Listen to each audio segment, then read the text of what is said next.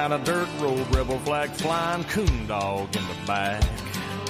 Truck bed loaded down with beer and a cold one in my lap. Earnhardt sticker behind my head and my woman by my side. Tailpipes popping, the radio's rocking, country boy can survive. If you got a problem with that, you can kiss my country ass. Woo! And that's what y'all can do. If y'all don't like what I got to say, y'all can kiss my country ass. Woo! Another late night edition of Outlaw of College Football. We've been calling these the little grilling sessions, the college football Who's on the Grill. This is episode 2. So I'm going to try to make this a once a week thing where we throw a few people on the grill, maybe talk some college football, maybe we even talk politics. We may do that tonight. We may talk about the Trump versus Biden presidential debate last night. I don't know if you can call it that, but it was pretty epic stuff was said and did. Like I said, I'm going to try to bring a few people in here tonight. I'm going to try to have Numbskull News on here. He's going to follow up on some stuff that he said. I've been trying to get him on here to defend what he said about Bob Stoops being overrated. Then I'm going to bring in probably Killer Brees after that, and I'm going to bring them in separately and let them give their takes on that subject, and then bring in everybody in here together, and then we're just going to have a good old cluster F good time, right? Hopefully I didn't get red flag for that music earlier. But I'm also got some recruiting news. Been quite a few recruits that these teams have been signing that I think need to be everybody needs to know about. A lot of people that come in here, especially the Alabama fans, Oklahoma fans, Oregon fans, and we may even have some Nebraska recruiting as well to tell people about. I'm going to bring Jonathan Lewis in here for that. He's more of a recruiting analyst type person. And with that, I'm going to go ahead and try to bring y'all something up here. Let me share the screen real quick if I can.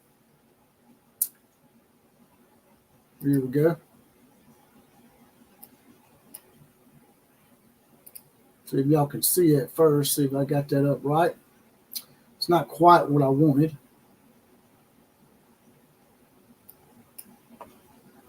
Let's see what we got here.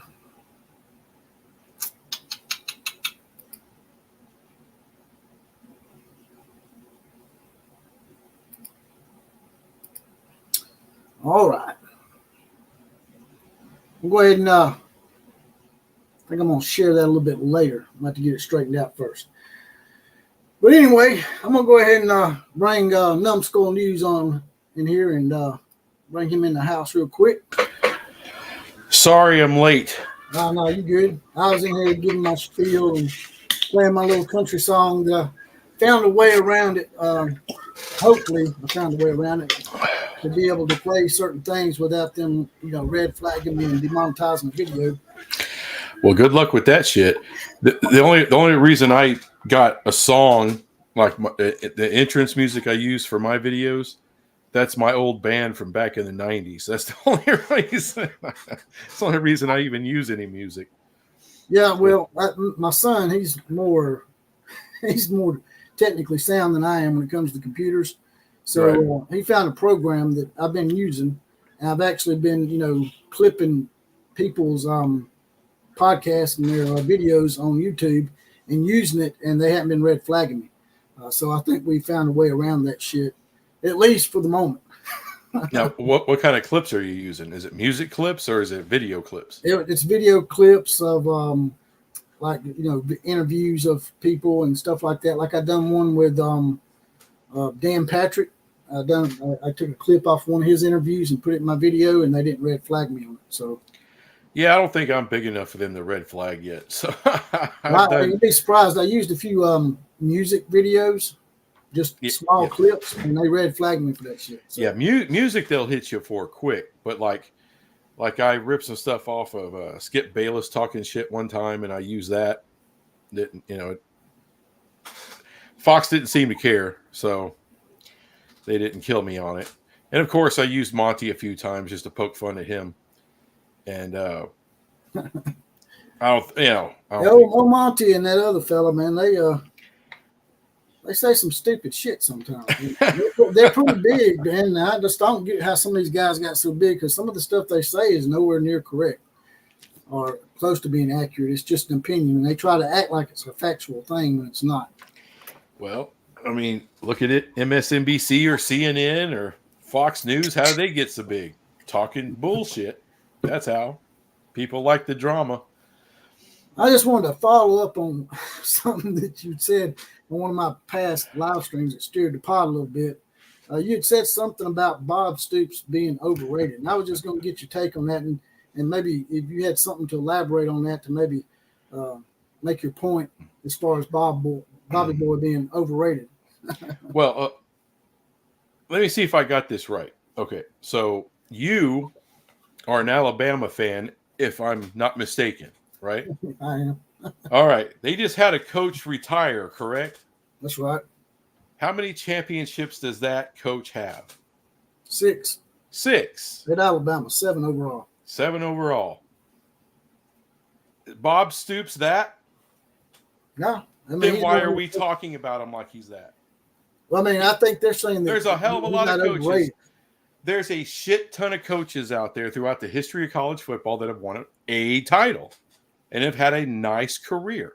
Bob Stoops has won a title and has had a nice career. Whoop-de-doo. So how is he overrated particularly? Well, because everyone wants to kiss his ass like he's like, he's Hall of Famer, Bob Stoops. Oh, like he's Bill Parcells, like he's that dude who just what the hell? The guy who just retired from New England, like he's your guy. No, he's not. He's not even Urban Meyer. He's not even that accomplished. But they want to hold on to him because the heir apparent left for USC and kicked him in the junk on the way out, which was hilarious. Like USC, some kind of upgrade from OU. It's not, especially these days. I'm sure they agree with you on that. It's not. But I thought it was hilarious that he thought he was, going to do better going to USC. It kind of lets you know where OU stands a little bit. Well, I think they felt like maybe them. I don't like them, but I respect them. I think maybe by you saying he was overrated, they thought maybe you were saying that he was more in line of the Gene Chizik, Ed Orgeron, Larry Coker type mode. He's a little more than that. He was around longer. What? Coach O, he was there for what? 5 minutes at LSU? And then, he's trying to grab him by the poon, and then out the door he goes, right? He's not exactly, he's a little more of a Trump fan, I think. Yeah, I bet he's on Trump's staff for that. He might be. But, Bob Stoops was a serious guy. He was respected in the Big 12, respected all over the nation, but let's don't act like he's some big to-do. That was my point. I'm like, it's Bob Stoops. Who cares? I mean, I don't know. I mean, I would love to have sure. As a TCU fan, I'd love to have a coach with the record of Bob Stoops. Absolutely. But when you want to compare him to all the the legendary names throughout college football history, whether that's at Alabama, whether that's at Texas, whether that's at Penn State, bad stuff happened there. Of course, we don't want to talk about Joe Pa no more, but there's a hell of a lot of these guys with legendary careers, and I just don't put Bob Stoops in that category. I think he was a good coach had a good run at OU. And that's it. Maybe he's good to you. If you're a Sooner fan, if you just have to shit the school colors every day, okay, that's your guy. That's your guy. But let's don't talk about him like he's some big thing. Is Bob Stoops already in the Hall of Fame? I don't think he is he? Well, you leave it to Sooner fans; they'll have him in there tomorrow. But if he was on the ballot, would you vote for him? Be in the Hall of Fame? No. Since he won multiple conference titles, right? Would that make him a Hall of Fame coach? Woo! Multiple conference titles. Holy shit! Wow. You ain't saying the Big 12's weak, are you? It was a 10-team conference for a long time. Why was that? You know? That was Texas's fault, man. They blocked the expansion and then they left. How'd they do in the 90s? OU. Not very good. When Nebraska was kicking ass, when Colorado was kicking ass, Right? not too good, did they? A little more competition back then. Yeah, I guess we all had a little lull in our traditions or whatever. You know, all of a sudden it gets whittled down to 10 teams and OU's dominant. Oh, holy shit. You know, it's like Hulk Hogan going to TNA wrestling and he wins a title. Shocker. He's going with a bunch of nobodies. Of course they're going to put him on top. I mean, whatever. But it's like, you know, people want to freak out with that 70s Celtics team, right? Mm-hmm. That won 10 titles. And there was like 15 teams in the NBA back then. I mean, it was worse than the WNBA. There was nobody playing. It's like, am I supposed to be impressed with that shit? Am I supposed to be impressed with that? I mean, there was who was the 100-point game guy that everyone, you know? Wilt Chamberlain. Yeah. Wilt Chamberlain. Mm-hmm. He was the only guy that can get above the rim back then. Are you kidding me? It's like if you put Goldberg with a bunch of Lucha Libre guys. What do you think's going to happen? He's going to kill everybody. So you're saying that Bob Stoops was in a conference with a bunch of Lucha Libres? It was a bunch of guys making about 25% of what OU made. Ain't TCU in the Big 12 though? For the last 10 years of it. Oh, I'm sorry. A G5 didn't come in and dethrone OU right away. You know? It's like shit. What kind of money do you think Kansas State? You think they get even close to recruiting against OU, Kansas State? Hell no. I mean, they got every advantage in the world. Kiss my ass. You could hire Dion. You can hire Dion's son. You could hire Dion's cousin to run OU, and he'll have a pretty good career. Yeah. Because the corner is in the house. He called us the Numbskull Outlaws earlier. That might be a good joint podcast window. Says Stoops was a great coach, but I'm not sure I'd put him on the all-time great list. That's because Coos is not some bleeding heart OU fan. He's a Mountaineer fan. He's grounded in reality. You know, he just is. West Virginia is I'm more impressed with what West Virginia has done the last 20, 30 years. They don't have any of those advantages, and yet they still find a way to win games. Denizen says that, you bring up the 90s. He said Bob Stoops didn't really coach in the 90s except for 99, so that wasn't Bob Stoops' fault. OU was there. The mighty OU was there. And that stupid-ass covered wagon had a flat. They had a flat? Yeah. The damn Cornhuskers were whooping your ass. Colorado was whooping your ass. Thunder OU Center says you're just mad because Bob kicked TCU's ass. Is that true? I am mad because Bob kicked TCU's ass. He's supposed to kick TCU's ass. Shit. I'm sorry. It's like people want credit for raising their kids. You're supposed to raise your kids. He's supposed to win against former G5 schools that have been in the Big 10, Big 12 for like 5 minutes. Of course. So before I bring Killer Brees in here and put you in the queue, I just want to make sure I got this right. If you had a ballot and Bob Stoops was on the Hall of Fame ballot, you would not put him in the Hall of Fame. I'd erase his name and put in Urban Meyer. Sexual harassment and all. Can you not put Urban Meyer and Bob Stoops in? Urban Meyer belongs. Bob Stoops doesn't. So you wouldn't even give him a vote then? No. Chances are he'll get in anyway.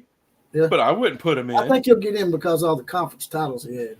It's you know what it's like? It's like Eli Manning. He gets in because of his name. The dude. I mean, actually, you know what? I can't do that to Bob Stoops. I can't do that. Scratch that. Eli Manning is way worse than what Bob Stoops had a consistent good career, unlike Eli Manning.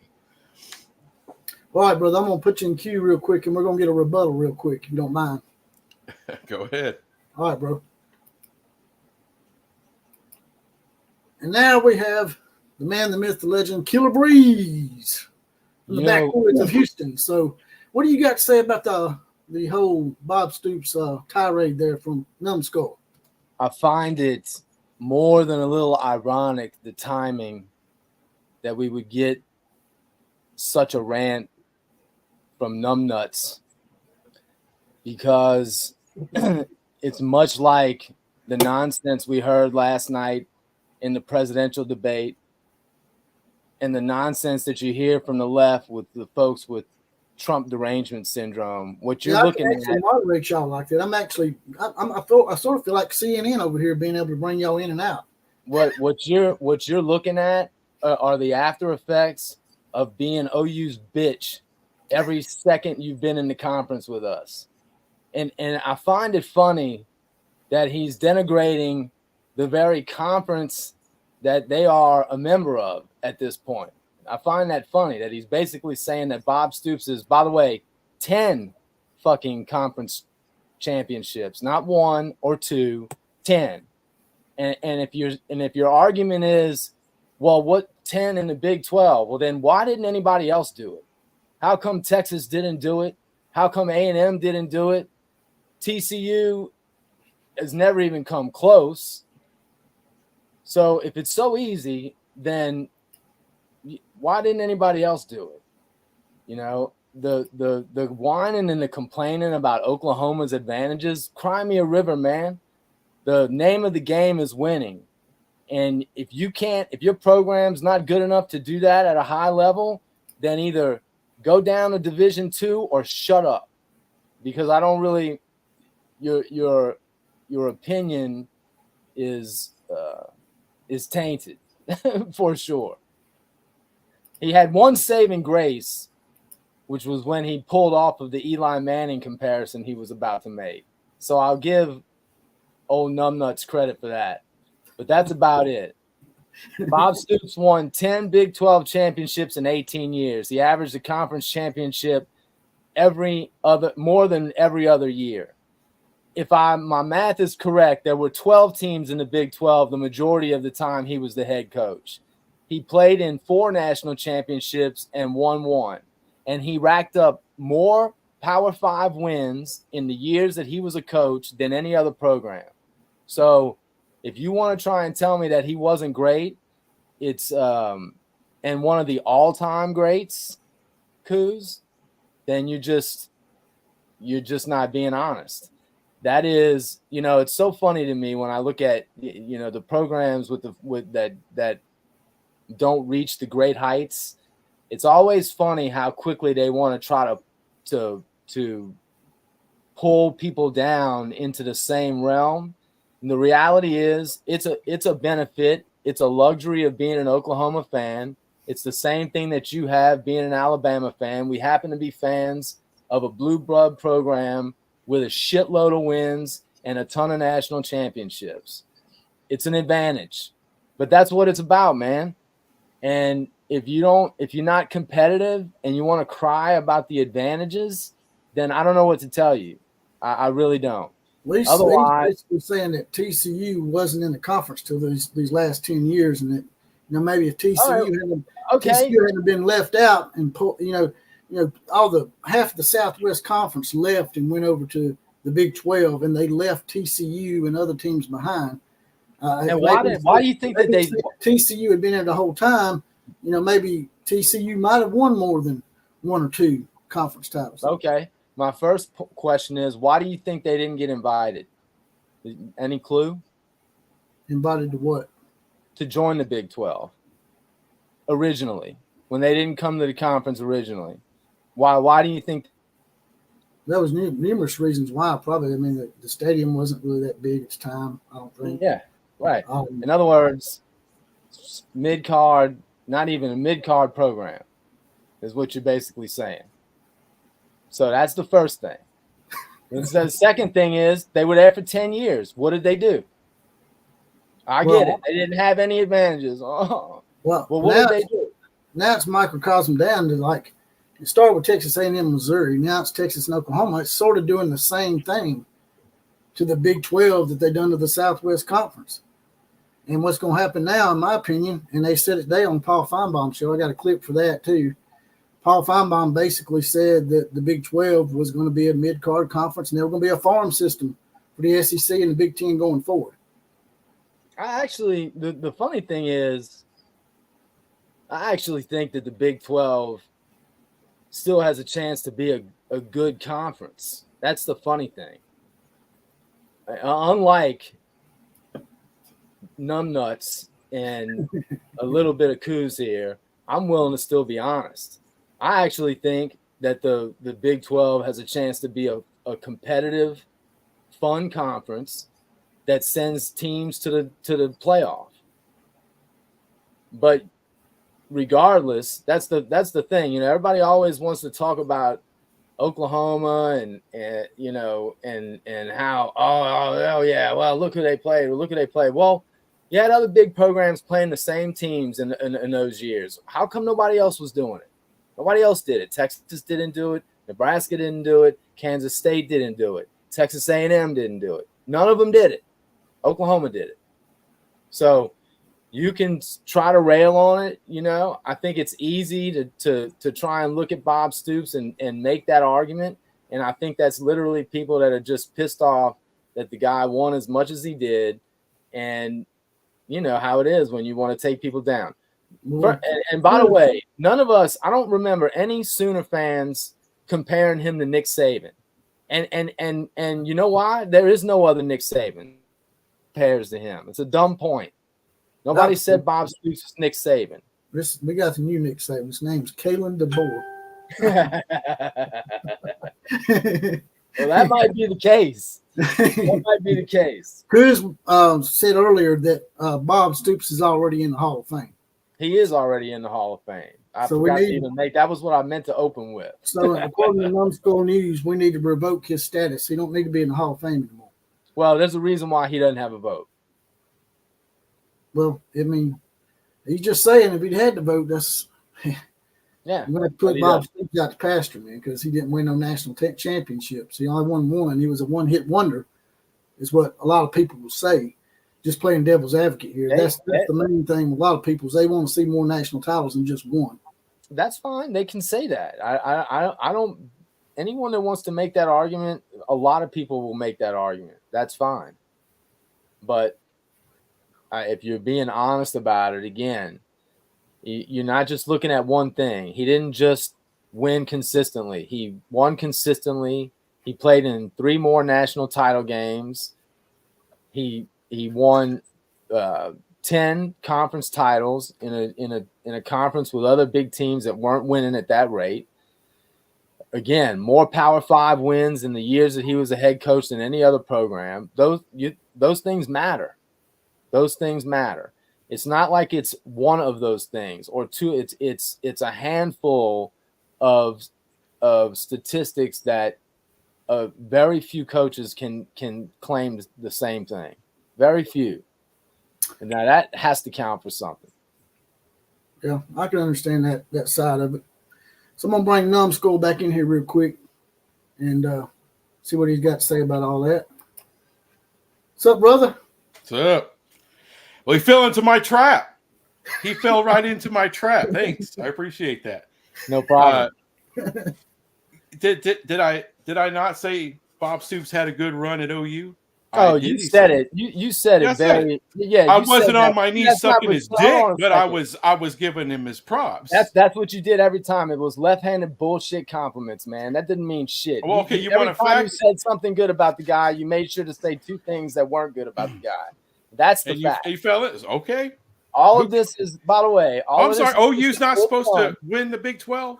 Texas isn't supposed to win the Big 12. Well, that's my point. Why didn't Texas win in as many years as Oklahoma did? That you're trying to act like, and by the way, let's not act like Texas doesn't always have the best of the best. You want to talk about Oklahoma having an advantage? They don't come the recruiting that Texas has on a yearly basis. And now, how come they couldn't win at that rate? How come no other program was winning? Because they can't find it, but it still matters. I don't care. I know you don't That's care, their but dumb it ass. still matters. Hold on. Why? How come nobody else is doing it? And why? I'll join you in the horns for 10 down years? shit. I'll join you in that. I'll join. Screw Austin. I'll join you on that real quick. But I do want to say, far as I know, in the playoff era, I do believe it's TCU with the only team with a win. That's a great. And by the way, that was a great win. I was actually pulling for y'all. I'll give you 10 conference titles if I could play for a national title. That's fine. That's little old TCU with all our 2 and 3 star guys. Yeah, it was an impressive. But you want to shit on TCU, who, like you said, I'm not jealous of your advantages. Listen, man. Hold on. Can you zip it for a second so someone can retort you for a moment? Sure. Or you just got to keep going on like MSNBC. Well, I'll do whatever I want, but go ahead. Oh, that's fine. That's fine. From the comfort of Oklahoma up there. Yeah, you too. I mean, you do live in Oklahoma, right? You don't live in like Salt Lake City or. I live in Houston. I can probably get to you pretty quick if that's what you're implying. No. We don't have to get physical. Not that it would last long, but we don't have. No. I agree. You look like you're about 40 pounds. You're jealous because look, Oklahoma's always been like the little pissant cousin of Texas. They wish they were Texas. In the state, I'm not talking about not the school. We do. State. We wish we lost more. We wish that we didn't have as many. No, not the school. Titles. I'm talking about your state. With your state taxes and your liberal bullshit. Yeah. There we go. Can't argue about the football. Now we go to the state of Oklahoma. Go ahead. That's brilliant. Okay, you won a title with Bob Stoops. Woo. I don't care. All right. I don't care. Listen, man, you ran your mouth about Bob Stoops. All I did was come back to combat it. You're upset because what did you combat it with? Hold on. What did you combat it with? What did you combat it with? You went after TCU, a small private school. I combated it with his record. I combated it with his record. And his record. He won all these games in a conference he's supposed to win. He won 10 national championships. He's in a conference he's supposed to win. Then why hasn't? Then again, he's supposed to win the Big 12. He's supposed to win the Big 12. He's supposed to every year. Yes. Yes. Dude, you realize you sound ridiculous. Yeah. You need to slow down on the ding-dongs, and you need to start listening to what you're talking about. You have all the advantages. You can do this. That's fine. It's expected. All the advantages. It's expected. TCU. Hey, good job. You were better than Texas. You were better than Texas because they got more advantages than you, and they've sucked longer than you. I agree. I understand.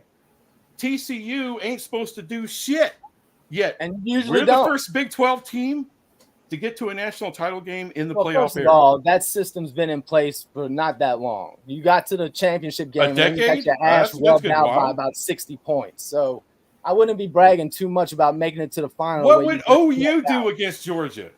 Nothing. They went to double overtime with them.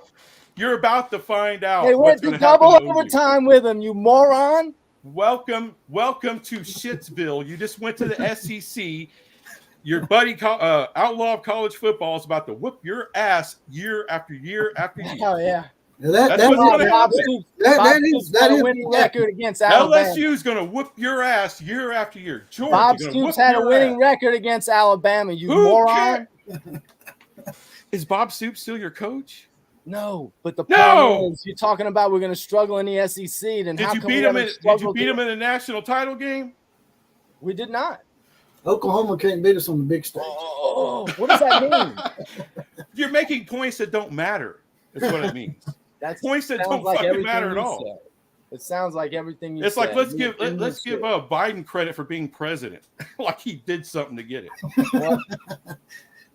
Yeah, this is actually better than Joe Biden and Trump. At least it's a fair fight.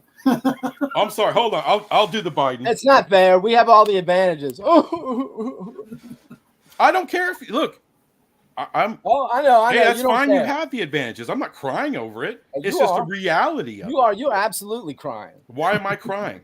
Because you're boo-hooing about the advantages. I'm not boo-hooing about the advantages. I'm saying he's supposed to do what he did with the advantages. Good job. That doesn't make you a Hall of fucking Famer.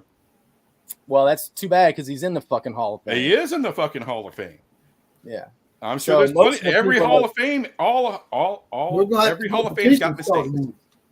according to Numbskull, we got to get a petition started, get him removed. Good luck. I'm just saying, don't talk like a Texas fan who can't take it, who can't take a little criticism. Listen, a little criticism. I did the same thing that you a little did, criticism. and You just got roll off the up bat. and you started going at it. What was it? Was it the numbnuts? Did that hurt your feelings? Is that why you got upset? Is that all you got?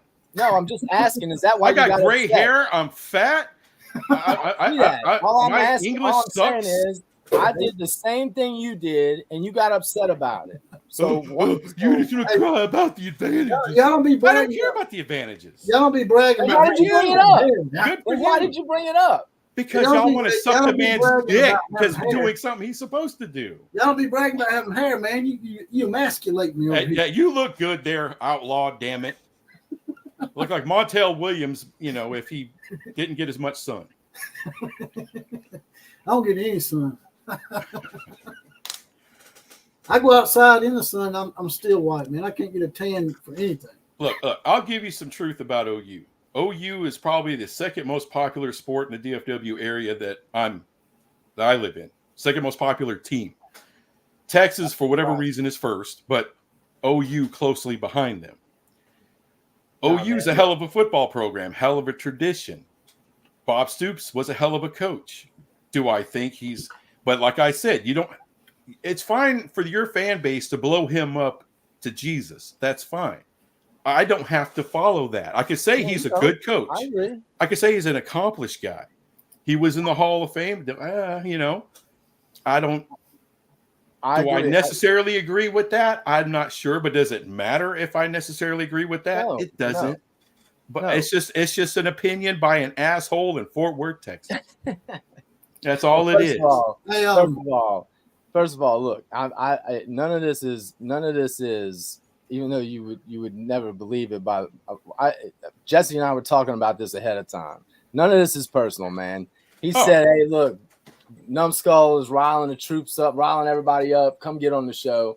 My thing is this: I will always defend Bob Stoops, but I told Jesse the same thing. Anyone that has criticism for Bob Stoops for only winning one national championship, particularly with the amount of times he played for one, it's fair criticism. And that's fine. I don't have a problem with that.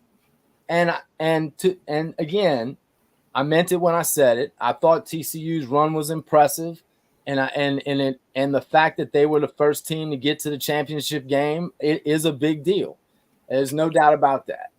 So I'm just kind of fucking with you a little bit.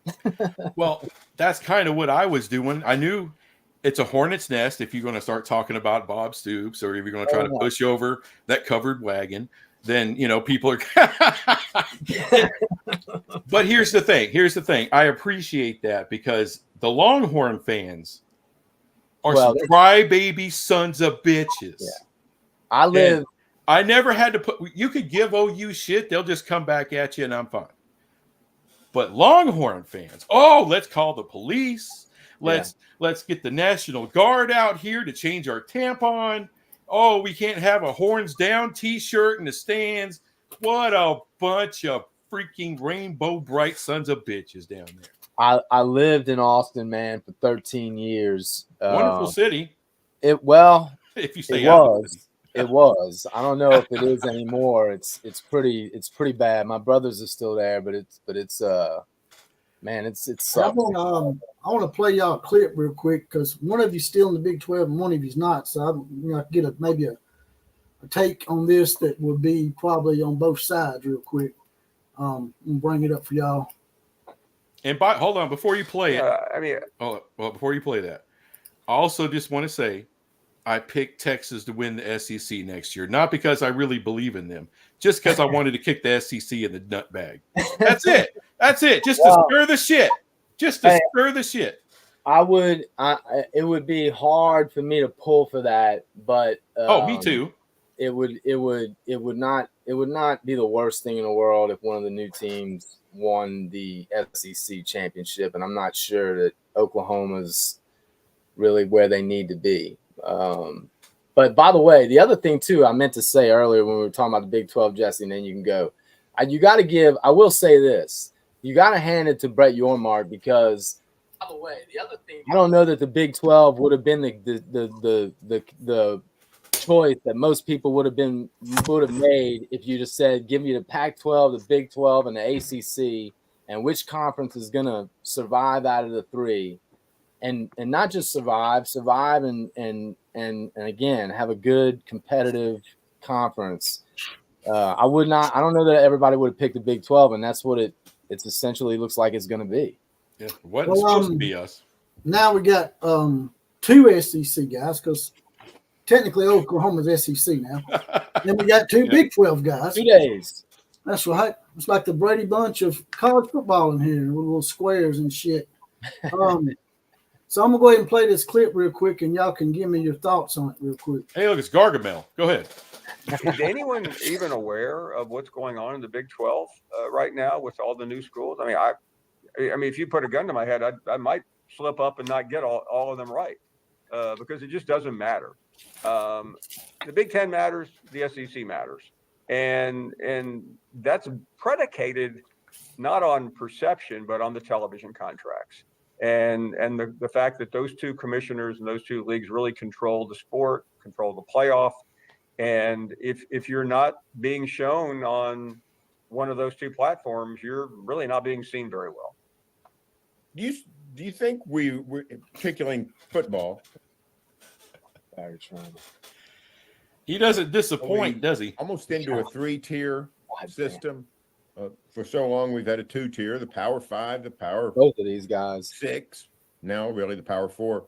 And then the mid-majors that we call the Group of 5. It seems like now all of a sudden there's 3 tiers because clearly the ACC and the Big 12 are above the mid-majors, both in resources, but in stature and profile, all those things. But there's also a massive gulf between the SEC, Big 10, and the Big 12 ACC. Are we into it like a 3-tier concept? Do you think? I think so, and even though I'm getting used to now, I'm flying to Texas in a couple of days and flying back from Oklahoma. I'm learning the distances going to Dallas. It's a little more than from flying from Birmingham to Atlanta, but it's still better than what some of those other leagues are dealing with. I mean, the ACC, the idea that Stanford is going to Boston College for a game. I mean, it's absurd. And that's in football. I mean, try some of the other sports. So, all right, that was the clip that I played. Same old douchebag is what he sounds like to me. Yeah, I'm not a fan. I will say this: they were talking a little bit of truth. There is a 3-tier system. The Big 12 will be a fun conference, and it's a big gulf as far as money and everything else between the G5 and the Big 12. It still feels like a power conference, more of a traditional power conference. The other 2 have just blasted past everything. All right, SEC and Big 10. They're in their own worlds, which is why I always say you don't try to compete with them because you can't. You're competing with the ACC.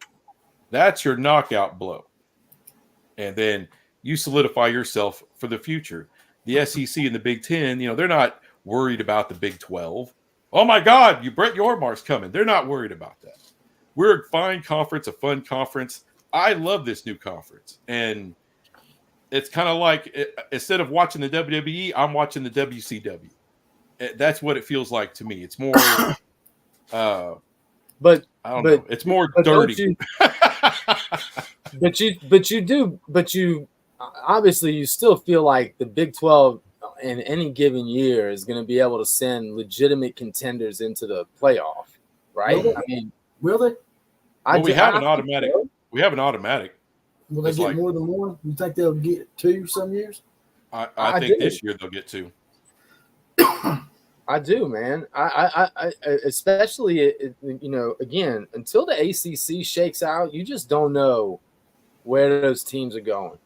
And what if the Big 12 pulls in Clemson and Florida State? I mean, again, I understand it may not be what happens, but you're gonna have you're going to have years. You still have programs that are going to get, good players, and they're going to be contenders. I still think that.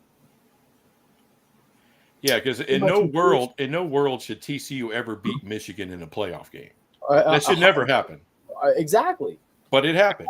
It's football. But it did, and again, I felt like, and maybe I'm wrong on this, but that was one of the things that I was excited about with the playoff, particularly the expanded playoff in college football, that I thought we would start to get the Cinderella runs, Yeah. I do. I think that's going to happen. You're going to get teams that just catch the right amount of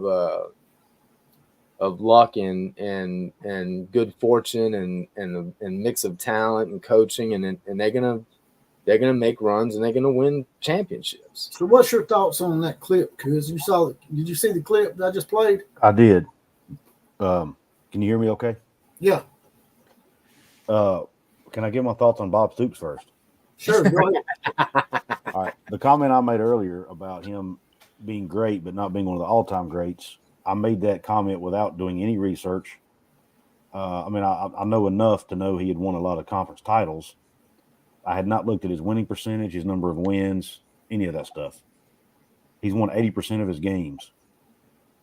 So he's a Hall of Famer in my book. And the only reason he didn't win 200 is because he retired earlier than most. And he won 191 games in what, 12 seasons, 10 seasons, whatever it was.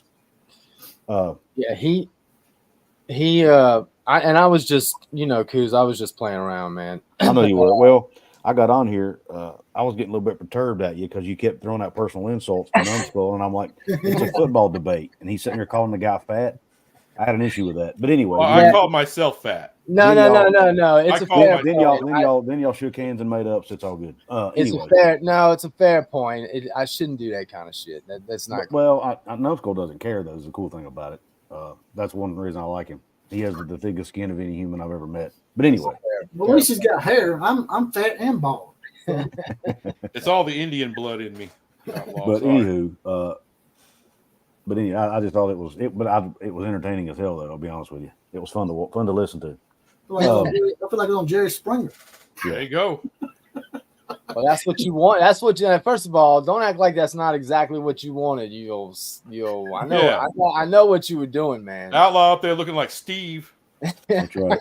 But to answer your question on the clip, we all know Finebaum is. He's talking about. He basically said y'all just didn't matter, man. Finebaum is like I don't even know how to describe. Do you think he really believes that though? I don't. Oh yeah, I do. Do you? He's a pompous asshole. Yeah, I believe. He I think he's just he's such an SEC homer. Well, he probably does because he's such an SEC homer. You're probably right.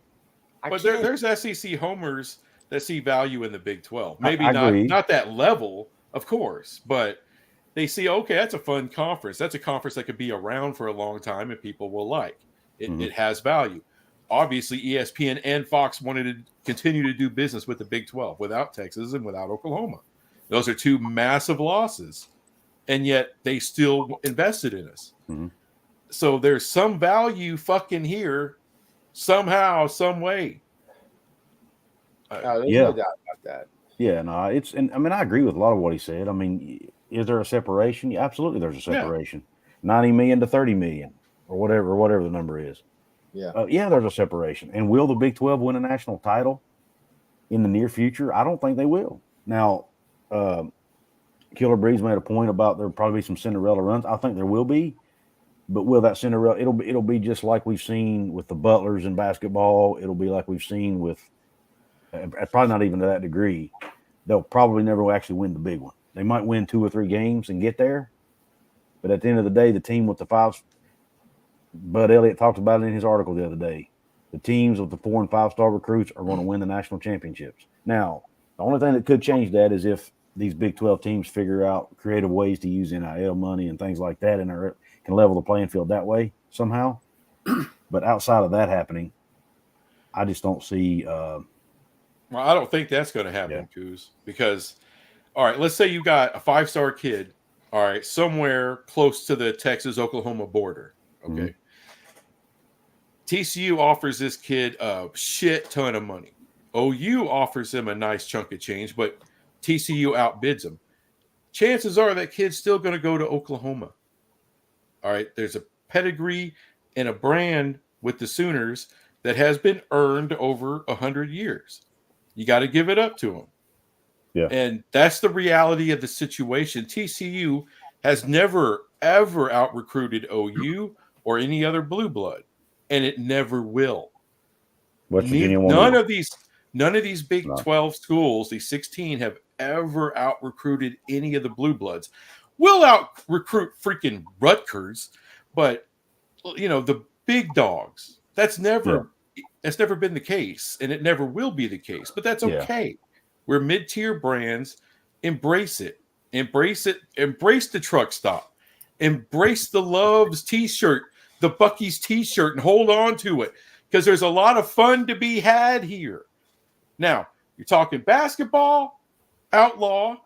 We're a little bit more than that. And we're the biggest factor in basketball, but the premier football, basketball. Y'all were a non-factor this year. Y'all didn't make the Final Four. So. Well, year before that's that, not a UNC non-factor. There's 64 teams in the tournament, man. We had the most teams. You don't have to make the Final Four to be a factor.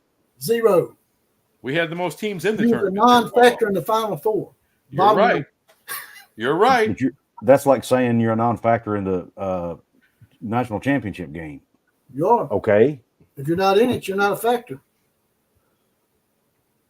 Alabama wasn't in it. Were they a factor? Oh, was Alabama in the national title game this year? No, we were in the playoffs, though. You weren't in the national title game. What the fuck? We were the only team that made both Final Fours. Well, let me give you a little golf clap for that. Well, you better get me one of these right here. I want one of them big ones. Well, whatever. I want one of them big ones. I was looking for number 8. Come on, man. Give me the big one. I was looking for number 8 for your coach, but we didn't get it. I don't know. I feel like the NIL is gonna and it's still there's, don't get me wrong, there's still the discrepancy, so there is still that built-in, behind the 8 ball in terms of the amount of money you had to spend in the first place. But player for player, player by player, player by player. Is he eating popcorn? Entertaining. Player by player that you're recruiting, I feel like these kids these days, man, it's the NIL, it's the money, and that's the bag, quote unquote, and that's it. Well, the big guys are going to get the bag. The 5-star guys are going to get the bag. Oh yeah, get the bag. If I'm a 5-star quarterback, I'm thinking Texas, OU, Alabama, Ohio State. The normal people. Then going to, Salt Lake City or some shit. Yeah. I mean, that's the reality of it. I love West Virginia being in the Big 12, but if I'm a 5-star quarterback and my uncle's Peyton Manning, I'm probably not going to West Virginia. That's just, See, man, this is why I honestly, and I've said this on multiple, this is why I don't like all this. I hate where it's headed in college football in terms of the separating the conferences and getting away from the regional football and all of that. I really don't like any of that shit. But a lot of that has always been the case, though. I mean, the regionality, yeah, but as far as like your mid-tier schools competing with the top level schools, they've never really competed with them. Once in a while, you get a win. Once in a while, you get a bowl win. But, the money and everything else has always been out of whack. And that's fine. It is. No, it's not the NFL. I want to be the league that doesn't have any blue bloods in it. I want to be the league that anybody any given year can win. And it's true parity. It could be TCU's year. Baylor sucks nuts when they can come back and win this bitch this year. Seriously, doubt it. They're going to suck again. They should have fired their head coach, but they have a shot. They have a measly little shot. You look at the SEC right now, Vanderbilt, no shot ever. All right, unless they get AK-47s and go to Tuscaloosa, they go to Norman, and they clean house, then they may have a shot. But outside of murder, Well, Jonathan Lewis, You sitting back eating your popcorn. What do you got to say about all this? First of all, this is one of the most entertaining podcasts I've seen in a while. No, I actually think both of you have great points, and I haven't been able to watch for the past like 7-8 minutes, but I watched from the beginning. I think Numbskull made a lot of great points, and I do think Killer Brees makes a lot of good points. But I want to ask this question to Numbskull. So you think Bob Stoops shouldn't be in the Hall of Fame? My case in point to this is, or is it? It doesn't. Well, hey, hang on. Let me ask this question. Look at who's already in the Hall of Fame, and then what's the argument saying that he's not better than them? Oh, you got to look at the competition. The college that's football what I'm saying. Hall of Fame? I have no idea. So we can't just go off of know who's in. Look. So, what personal bias. We can't go off personal bias. No, I'm saying mainly what I'm doing is that was my attempt to kick OU in the nuts and the OU fans in the nuts. You did it. And to stir the hornet's nest. Oh, yeah. It clearly worked. Am I talking out of my ass a little bit to do that? Of course. Yeah, of course. We're fans. Now, if I want to get at Patriot fans, I'll tell them, look, when was the last time Tom Brady threw a touchdown for a game winner? That pussy relied on a kicker every time. But I'm not going to do that. That is true. And when did he not cheat? When did he not have an allegation? Yeah. All his balls are deflated. And how many times did he beat Eli Manning? None. Oh, okay. Sun shines on a dog's ass twice a day. Didn't he actually reinflate Eli that? Manning. Didn't Tom Brady actually reinflate that ball after halftime and beat him worse? Oh, shut up. Yeah, that's what I thought. But no, in all Shut up about Tom Brady, boy. Shut up. In all seriousness, like the reason why I'm saying Bob Stoops deserves to be in the Hall of Fame is because who's already in the Hall of Fame and the criteria for the Hall of Fame. The criteria and the coach and the people voting on this, I don't know if you guys know this, but 25% of them don't even watch college football. Roughly, they say 25%, which is outrageous. I have a vote. If that tells you anything. Yeah. Oh, that's awesome. Is Joe Pa in the Hall of Fame? No. Why not? He because of the allegations. Yeah. He wasn't in the shower with anybody. Yeah. That shouldn't affect his status in the Hall of Fame. I have to disagree 100%. Is Urban Meyer? I don't think he didn't molest those kids, did he? Urban was on the ballot. He didn't molest them. He covered it up. But there's a moral compass to this, right? If you're going to argue that Urban Meyer shouldn't be in because of a moral compass, you can't tell me that Joe Pa, who had stuff sent to him through emails knowing this was going on, so he did know what was going on, but it never got reported correctly. I think everybody's going to be held to a standard. If you're going to do it, you got to do it evenly across the board. You can't do it more just because you like this guy more than that guy. Well, how come Urban Meyer gets to be in and Joe Pa doesn't? Urban Meyer's not in yet. He was on the ballot. He's going to be. He's on the ballot. He's going to end up being in. When they put Urban Meyer in, why can't Joe Pa be? Because Urban Meyer's never stood in front of a judge and jury. Joe Pa was dead. That's the only reason why he didn't. So exactly. But why does Urban Meyer get to get in and Joe Pa does? I don't think he should be in. I don't think he should be in. PlayStation is on the same level as what Urban Meyer did. Joe Pa was 105 years old. He didn't know what was going on. He was Joe Biden out there with a clipboard. Yeah, he was a figurehead. Go get him, guys. And they just fair point. He was shitting himself on the side. Urban Meyer raised 2 killers. Huh? Didn't he raise 2 killers? Well, he didn't raise them. He's referring to Aaron Hernandez, and I forgot the other wide receiver's name. Yeah. That's a pretty. That's a pretty bold statement there. You're going to end up getting sued for fucking libel or something, dude. That's one like tight end you don't screw with. You think Urban Meyer didn't know what them guys were doing? I doubt he knew they were murderers, man. And that's why he sent Tim Tebow out there to hold their damn hand at the bar. Come on. He probably knew they were trouble, but to that extent, probably not. Oh, you don't think Urban knew? Urban absolutely knew everything. There is no way for those guys to know. They have 120-some guys on a football team. There is no way to know every second of every day what those guys are doing. Devil's Advocate would say the same thing about Joe Pa, right? You could. What? Yeah, of course. Except he had emails directly sent to him. You think Joe Pa's opening an email That dude wasn't using a computer. He was using one of those. Then don't be a coach. Then don't be a coach. That dude. He was. No way. That's what they were talking about with Penn State. Should this guy who's been around since Jesus still be the head coach? I agree that dude he stuck around way. He was sending email. That's a perfect defense for Joe. He may have been around when you can really make that argument very well in court. There's no way that dude's checking email. I actually agree that neither one of them should be in.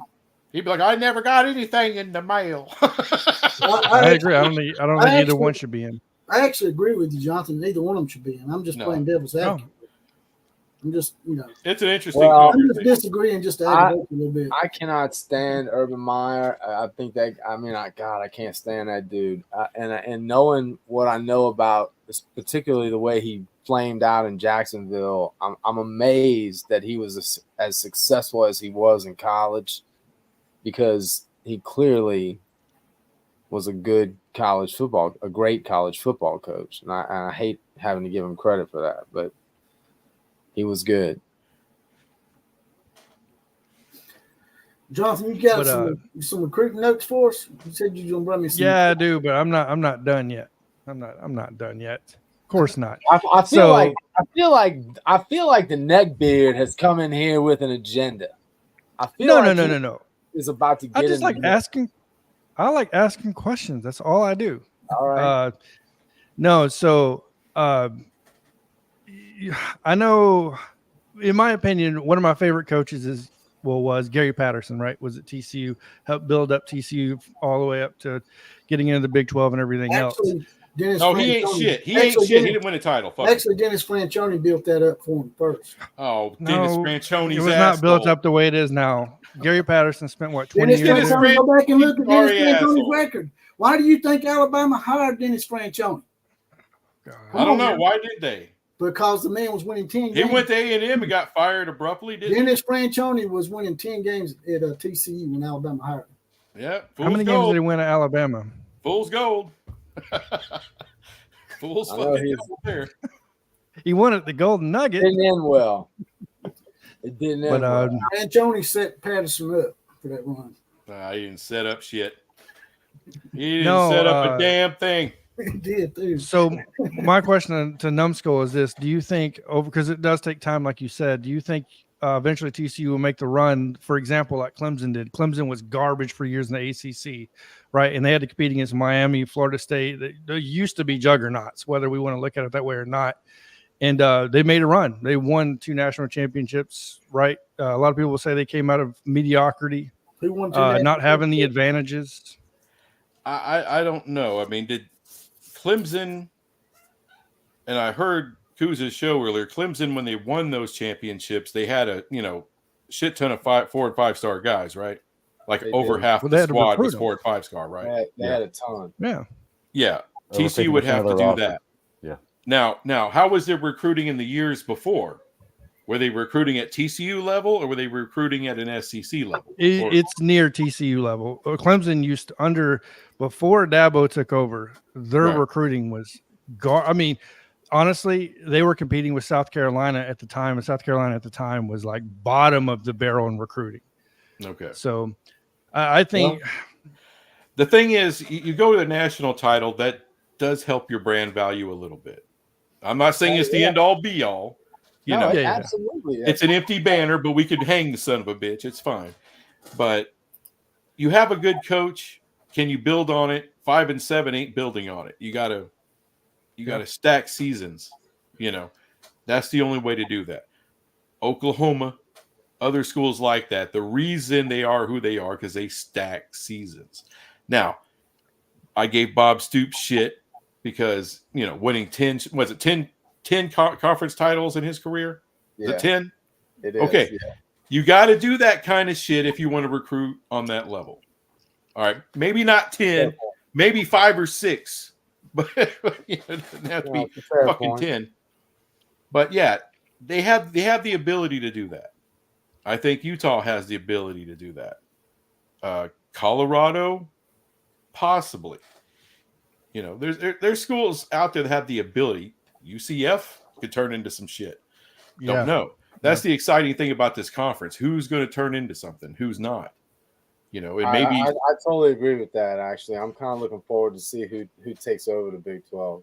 Remember, Kansas was the flaming shits for years and years and years. Now they're a fun team to watch. Yeah, I never thought I would say that in my lifetime. Well, they were pretty good under Mangino, right? They were. I mean, they were definitely when he took them to a BCS bowl. If I don't. They won the bowl over. I think they beat Virginia Tech, if I'm not mistaken. They played in the Orange Bowl. That's right. It was either Virginia Tech or Louisville, somebody like that. I want to say Virginia Tech. Yeah. So, And Thunder OU Sooners said when Clemson won those 2 national championships, they had Brent Venables. Okay, they had way more than Brent Venables. Let's get that out real quick. They had Tony Elliott, they had the best D-line coach in the country. They had one of the best strength and conditioning coaches in the country. They had every dude. It wasn't just Brent Venables. People can give Dabo all the crap they want to. He's a hell of a football coach. And he's a hell of a recruiter. He's too stubborn, and he needs to embrace the portal. But he's a hell of a football coach. So here's the thing, Kuz. Answer this. So let's just say for speculation, just for shits and giggles to discuss, that it turns out his stubbornness is a weakness, and he does not ever embrace the portal, and he does not ever embrace NIL, and it ends up what does that do to his legacy if that's what ultimately ends up being his demise and forcing him to leave Clemson? I think does that take away from the greatness he already achieved? I don't think so. I mean, as an outsider, I don't think so. Now, if you're a Clemson fan, maybe you feel differently. I don't know. He'll get to the Hall of Fame. They're letting everybody in. If we end up going to, and that was my point. If we end up going to collective, unless you're Mike Leach. If we end up going to collective bargaining, it's not going to matter if he embraces the NIL, right? You have collective bargaining in place. He may just be able to wait out the storm, and the collective bargaining can take care of that for him. I thought it was the transfer portal he didn't like. He liked to grow his own recruits. He didn't like to go out and get other guys.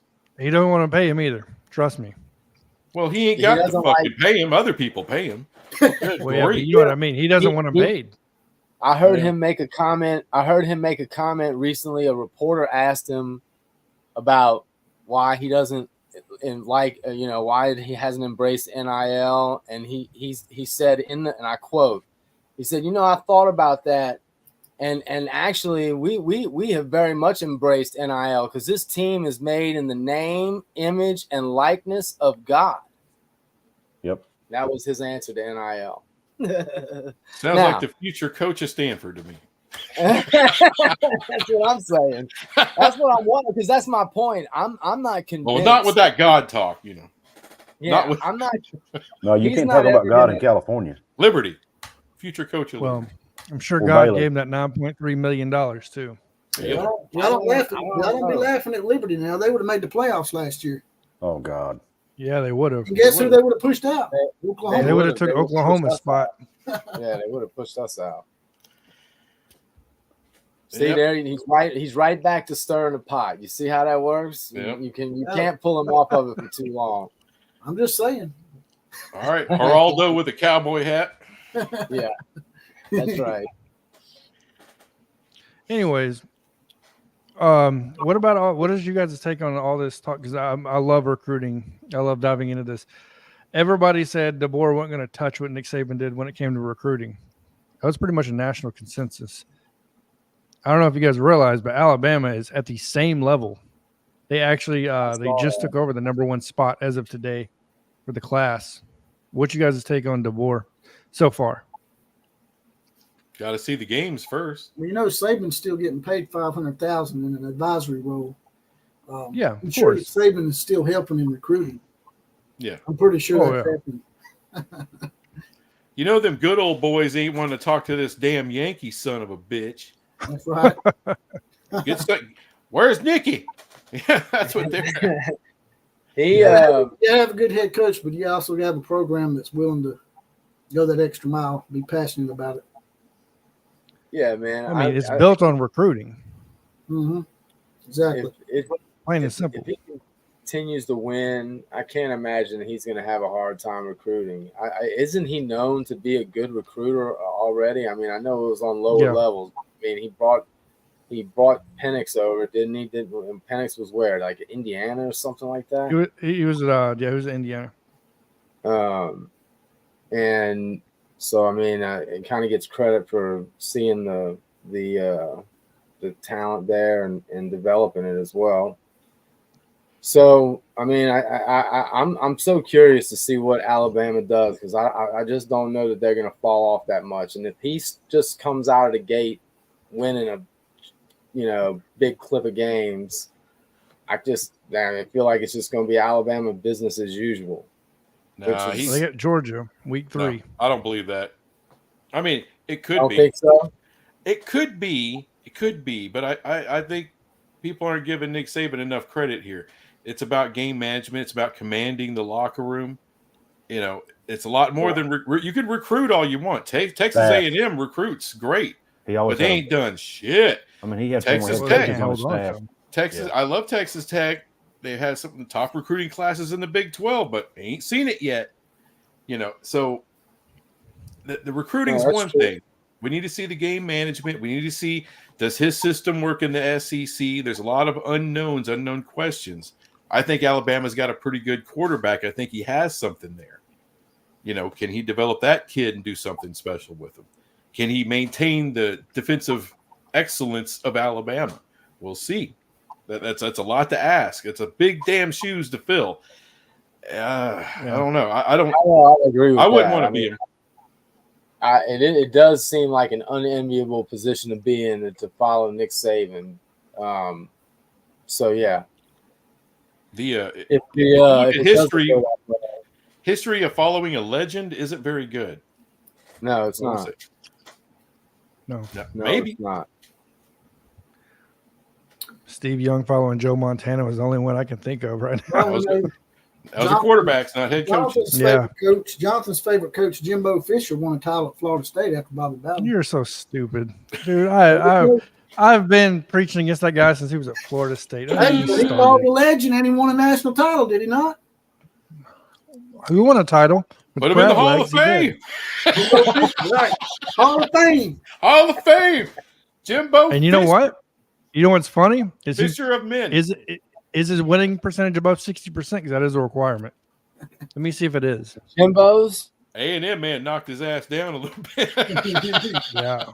I wonder why he wasn't on the ballot this year, so it makes me wonder. I mean, if Saban and Urban were on it, so why wasn't he? So Larry Coke was on it. You want to hear an interesting story? Les Miles is suing the NCAA because of what you just brought up, that your winning percentage has to be 600 or better. He should.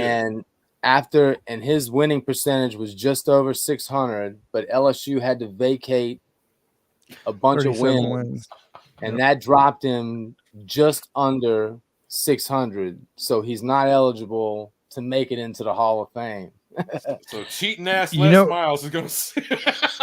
You know what his winning percentage is vacating those? 598. 598. It's about where Mike Leach was. And he wasn't eligible. And they will not give him that 0.2%. Yeah, that sucks. That sucks about Mike Leach, man. I mean, I know I probably only feel this way because he's passed on, but man, that guy, I don't know, for whatever it's worth. I used to love watching that guy coach football games, man. Yeah. I just like watching his press conference. Wasn't he the offensive coordinator of the year Oklahoma won the national title, or was it the year before? No, that was the year before. It was the first year with Stoops, and he just coached that. Actually, the OU fan base, everyone loves Mike Leach at Oklahoma, and did not want him to leave. But man, and that's a good point, Jesse. That's part of what I enjoyed watching about Leach were his press conferences. Jimbo Fisher can't be put on the ballot yet because you can't be put on the ballot when your integrity comes into play against the organization that you last coached, and because it's considered detrimental to the program, they can't put him on the ballot yet. That's what it says. Then how is Urban Meyer on the ballot? Fucking integrity. In college I sports. guess because his last team was the Jacksonville Jaguars. It says against your That's last employer. Are you screwing around right now? Or are you telling the truth? No, I'm not. You can look it up. I think you're messing around. No. What? Are you talking Urban Meyer? No. I don't think he ever. No, came Jimbo under Fisher. scrutiny. Jimbo Fisher. I don't Jimbo think Meyer Fisher. ever. Yeah, I don't think Meyer ever came under scrutiny by anybody else other than fans. If I recall, Ohio State had to terminate him. I thought he left. Okay, they terminated him. I thought he resigned. he got terminated from. I Ohio thought he left State. for the He did NFL. not leave. Yeah, he didn't. He didn't get terminated. No, he didn't get terminated from Ohio State. I'll bring it up right now. He was sort of forced out, but he resigned. I think he Why was resigned. he forced out? He kind of had to, considering that the guy that was they let him save face. They probably would have had to fire him, but he hell resigned. yeah, they would have had to fire him.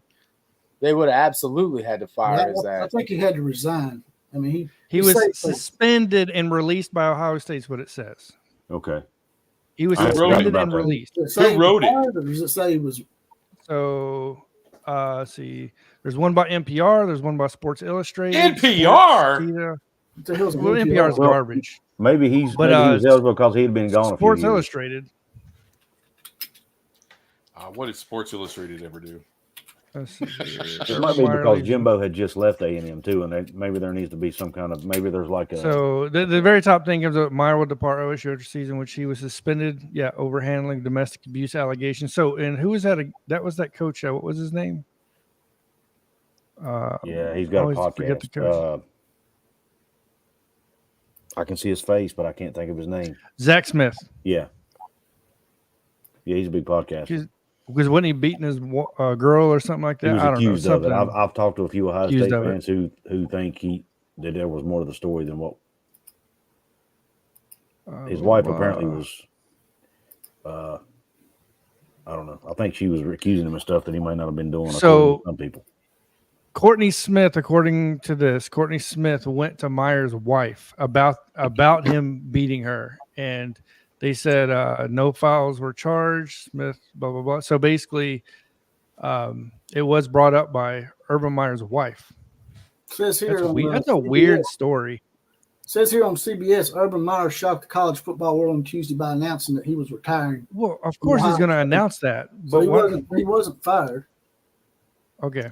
Well, I think what happened. I think both things are true. They fired him, but they allowed him to retire. Exactly. Let's see here. The old tried and true. They allowed him to save face because they was going to have to fire his ass. The old okey doke. Yes. Now the Jaguars did fire his ass. There was no sports.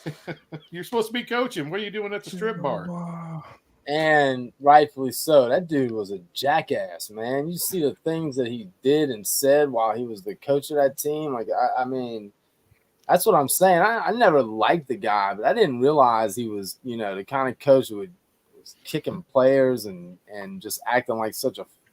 Well, I guess I shouldn't be that shocked that he was acting like a fool at the bar, but I didn't realize he was that big of a dick. Who's that? Urban Meyer? Yeah. I didn't know. He's garbage. Future Hall of Famer. Telling you right now. I hope he's not, but he probably will be. No, he's gonna be. How Jimbo Fisher's integrity is worse than Urban Meyer's.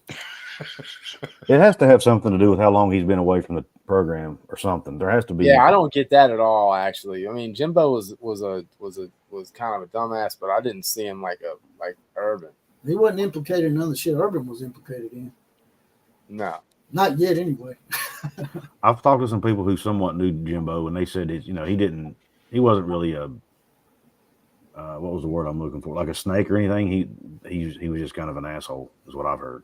But again, I don't know that. That's just what I've been told. It makes sense to me. But I actually have a personal acquaintance. That guy would talk close friends with Jimbo, and he loves him. So I don't know. I couldn't understand what he was saying half the time. He was talking so damn fast. Who, You Yeah, man. You'd be talking. You don't understand that. You got to understand. You You got to speak You got to speak Appalachian, man, to understand it. He was speaking. I understood every word of it. You sound like he's speaking some kind of foreign Egyptian Latin language sometimes. I can understand the damn thing he was saying. Yeah, it's akin to East Texas, I think. And let's not blame it on West Virginia now. I'm not blaming it on the state. I'm blaming it on his dialect. Let's don't blame it on Appalachia either. Let's just blame it on him being a dumbass. You can blame it on that if you want to. I don't care. I don't know him. So.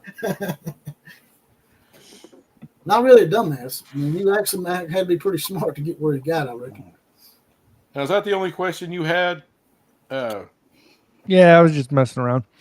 Just a Hall of Fame, just a worthless Hall of Fame question.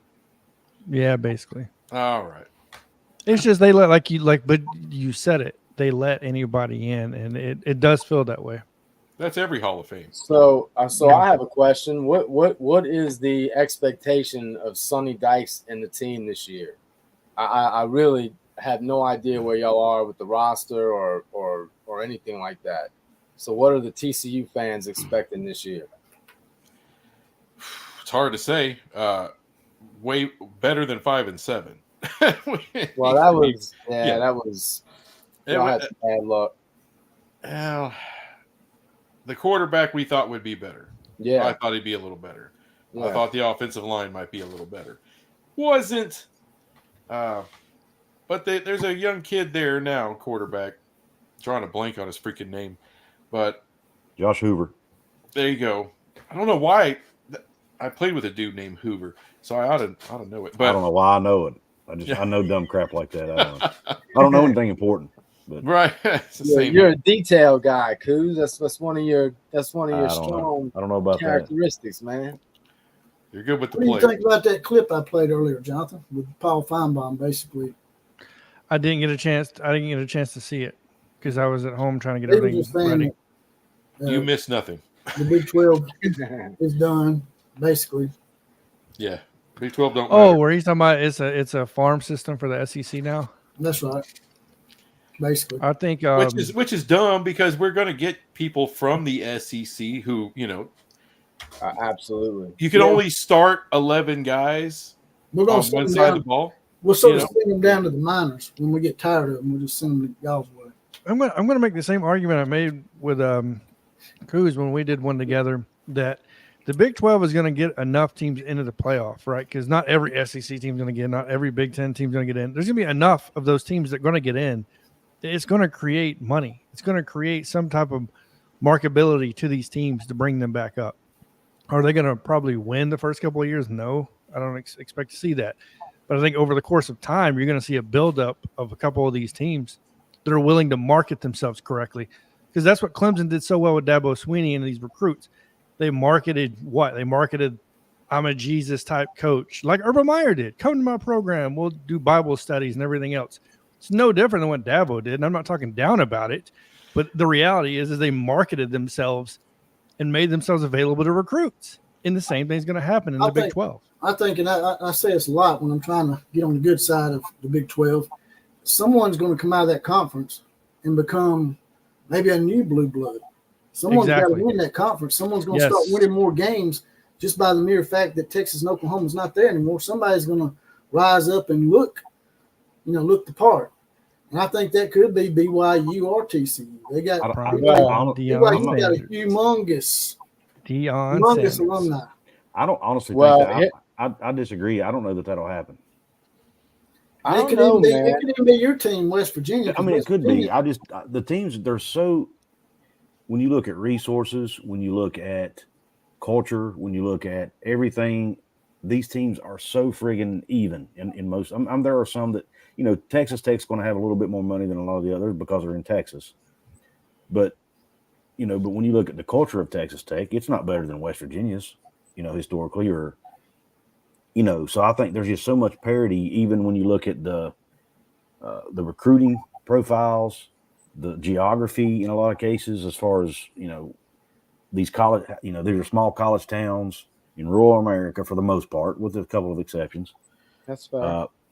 And it's just, I don't know how anybody's going to gain an advantage unless, like what you're talking about, Outlaw, unless let's say Utah comes in and because of Kyle Whittingham being a hell of a coach, they get in 2 or 3 years in a row, and then all of a sudden maybe they become that team or who It's not parity, but I just don't want it to be too much parity.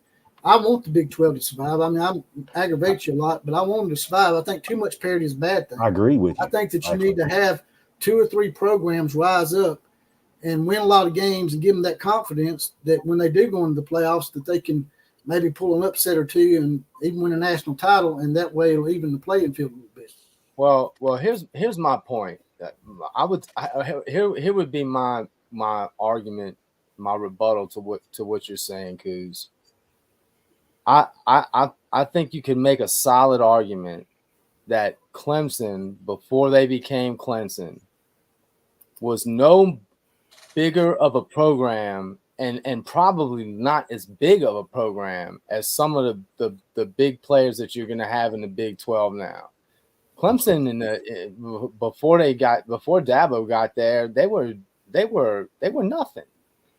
So if Clemson can come from out of nowhere in a conference that it's not like the ACC was ever a power football conference. So if Clemson can catch lightning in a bottle and do what they did to their program, why can't another school or program in the Big 12 do the exact same thing? And that's especially with the transfer portal now, because Jesse's point is valid too. You're going to have all these 5 stars and highly touted 4 stars that just don't have their, and they're not going to make it for whatever reason.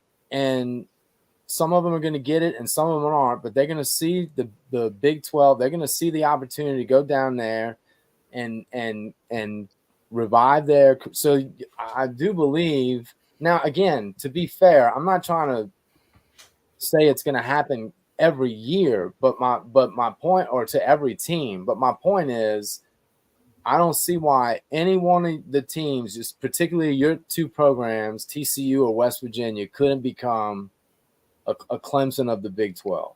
I mean, how did they do it? Because I'll be honest with you, I would have agreed with you before I saw Clemson do what they did. With all those players that don't work out, they're not going to go down to the Big 12 and have something to prove. If they make the playoffs and they're playing on a team that maybe they got cut from, they'll have a little something to prove, a little chip on their shoulder, so to speak. The Big 12 can be that conference to provide players that there's just too many. There's not enough spots for all these 4 and 5 stars, so it's going to trickle down a little bit. But I think now when Clemson started winning national title, when they won their first of 2 and started making the playoff almost every year, the financial gap didn't exist. It's going to exist now either. That's very true. That's a fair point. There was somewhat of a gap, but it wasn't nothing like what it's going to be now. How does the lawsuit with the House versus the NCAA, because you probably noticed fairly well, how does that money that was a shitload of money? How does that money get dispersed to all these over $1 billion programs? You mean it's part of it's going to go to back pay for NIL past players who didn't get NIL like up to 4 years before it was implemented. That's like $30 million per team, something like that, in a one-time chunk. And I might be off on the number. It might be 10 or 20. I don't know. I don't know. Sure. No, I get it. And then in addition to that, if the settlement goes through that they're trying to get, it's going to be about a $20 million per year per team, assuming they opt in. That's the maximum they're going to be able to pay. Now they could pay less if they want to. Programs are going to have the option to pay less, but they wouldn't be able to go above that $20 million if this settlement goes through. But here's the thing. I don't know that NIL is going to go away either. Your companies are still going to be able to do NIL deals with players and stuff. And I'm not sure. So you're still not getting away from the blue bloods having an advantage, or the ones who have the biggest donors, or potentially having an advantage. I don't know, unless they do something with the rules to prevent that from happening. And then if you do that, they're just going to sue again. So I don't know what you do, to be honest with you. Yeah. Well, there's nothing that's going to happen until it gets collectively bargained. until the players unionize, and they're going to unionize, and then you're going to collectively bargain. That's when the shit really gets settled. This whole settlement thing is just circle jerk. That's all it is. They're just trying to get some legislation so they can stop getting sued long enough to work out something. And then after that, even if it gets approved, all right, that doesn't matter, because once the players unionize, they're going to come after you, and they want collective bargaining, and they're going to get it. The courts are going to give it to them. And then you're going to find out really what every school and what every conference has to pay. Until then, it's all speculation. Well, the separation between the Blue Bloods is about to get bigger from everybody else, because, Coos, I'm assuming you've read up on this. The countable coaches limit just got taken away, which means now, before, you can only have 11 coaches that can interfere with practices, call plays, everything else, and then everybody else could not say, touch, or do nothing with the players. Yep. The NCAA just took that away. Yep. So that's gone, which means now your 119 assistants on staff all can coach these players every day of the week. They can touch them, send them information, everything, and during the game. I don't think the head coaches are going to care for that too much. That's basically why Alabama rehired Nick. They're going to be kicking everyone out the fucking room. You still ain't going to have much more than 11. Well, Alabama just rehired Nick Saban as a consultant. So. And trust me, he's going to consult. Fuck this. We don't need more than 11. Is what Nick the thing about it tell is, old boy. It's going to allow you to bring in more people to develop more players if you have the money. That's the point behind it. So once again, these bigger programs, Alabama, Ohio State, they're going to gain a huge advantage from this, because before, the whole point of the countable coaches got put in place was same thing with Nick Saban recruiting. You're only allowed to recruit so many hours. Why? Because Nick Saban recruited more than the above limit. And there wasn't a limit at the time, but they said that was supposed to be done. Same thing when Saban was the first coach to hire 120 assistants or 119 assistants. They said there has to be a limit. Only 11 can coach and talk to the players. Well, now that got taken away. So money's gonna have a lot to say about it. And the Big 12 was smart, in my opinion, in the loan game by selling their name and trying to bring in more revenue. Yeah, because Jonathan, what you're saying, what can happen is potentially you could get a really good offensive coordinator from a G5 school. Yes. Could actually get hired on as an analyst. Yes. For a power conference school and get paid even more money just to be an analyst and still coach players. He's getting paid head coach money almost, but he's an analyst. And he has less responsibility and can make more money potentially. Yep. Yeah, going to the pro style. Yep. Yeah, exactly. That's what they're doing. And I think collective bargaining would actually be better for the sport long term. It would cut out all the unknowns. It would cut out all the chaos. Everybody would know what the rules are. Everybody would know what they can do, what they can't do. It would be, I think the coaches would love it, to be honest with you, because coaches, they are detail oriented. They need to know what's going on, when it's happening, on this date, what's the number I need to hit. They just need to know what they need. They got to know what they're doing when they go to work every day. Does the collective bargaining have any effect on the transfer portal rules? Yep. No. Wait. It will. It could. It could be added. Yeah, because I hate the fact that they're able to leave now, sometimes twice in 1 year, like Caden Proctor did. He left Alabama, went to Iowa, said, "Whoops, I'm sorry, I want to come back." They shouldn't be able to do that. Well, there's I don't want him coming back. Well, there's people that are saying that they want to limit that stuff, and bring NIL in-house and all that. Again, you're going to have to collective bargain with a union.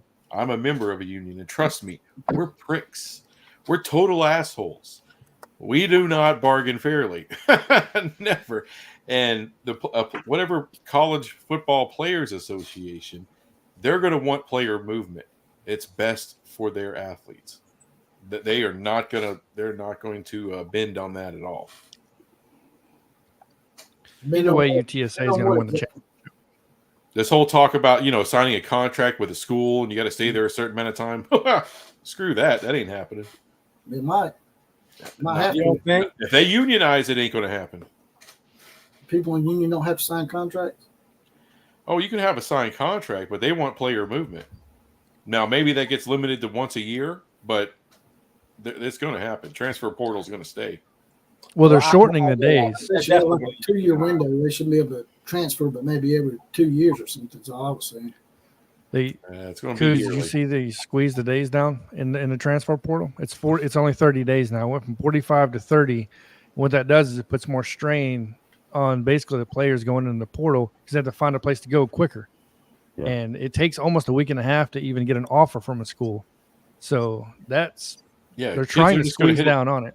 They're stupid. They just need to leave it the hell alone. Leave it 45 days, but it needs to only be one period a year. Cut out the second period. It'll be after the season's over. Have an open season on these teams when their coaches steps down. I don't really like that either. Or even after spring ball, I'd be okay with it. Be doing it after spring ball, but don't, like you said, don't have two of them because in spring ball, guys, by the time spring ball's over, you pretty much know whether you're going to play or not at that school.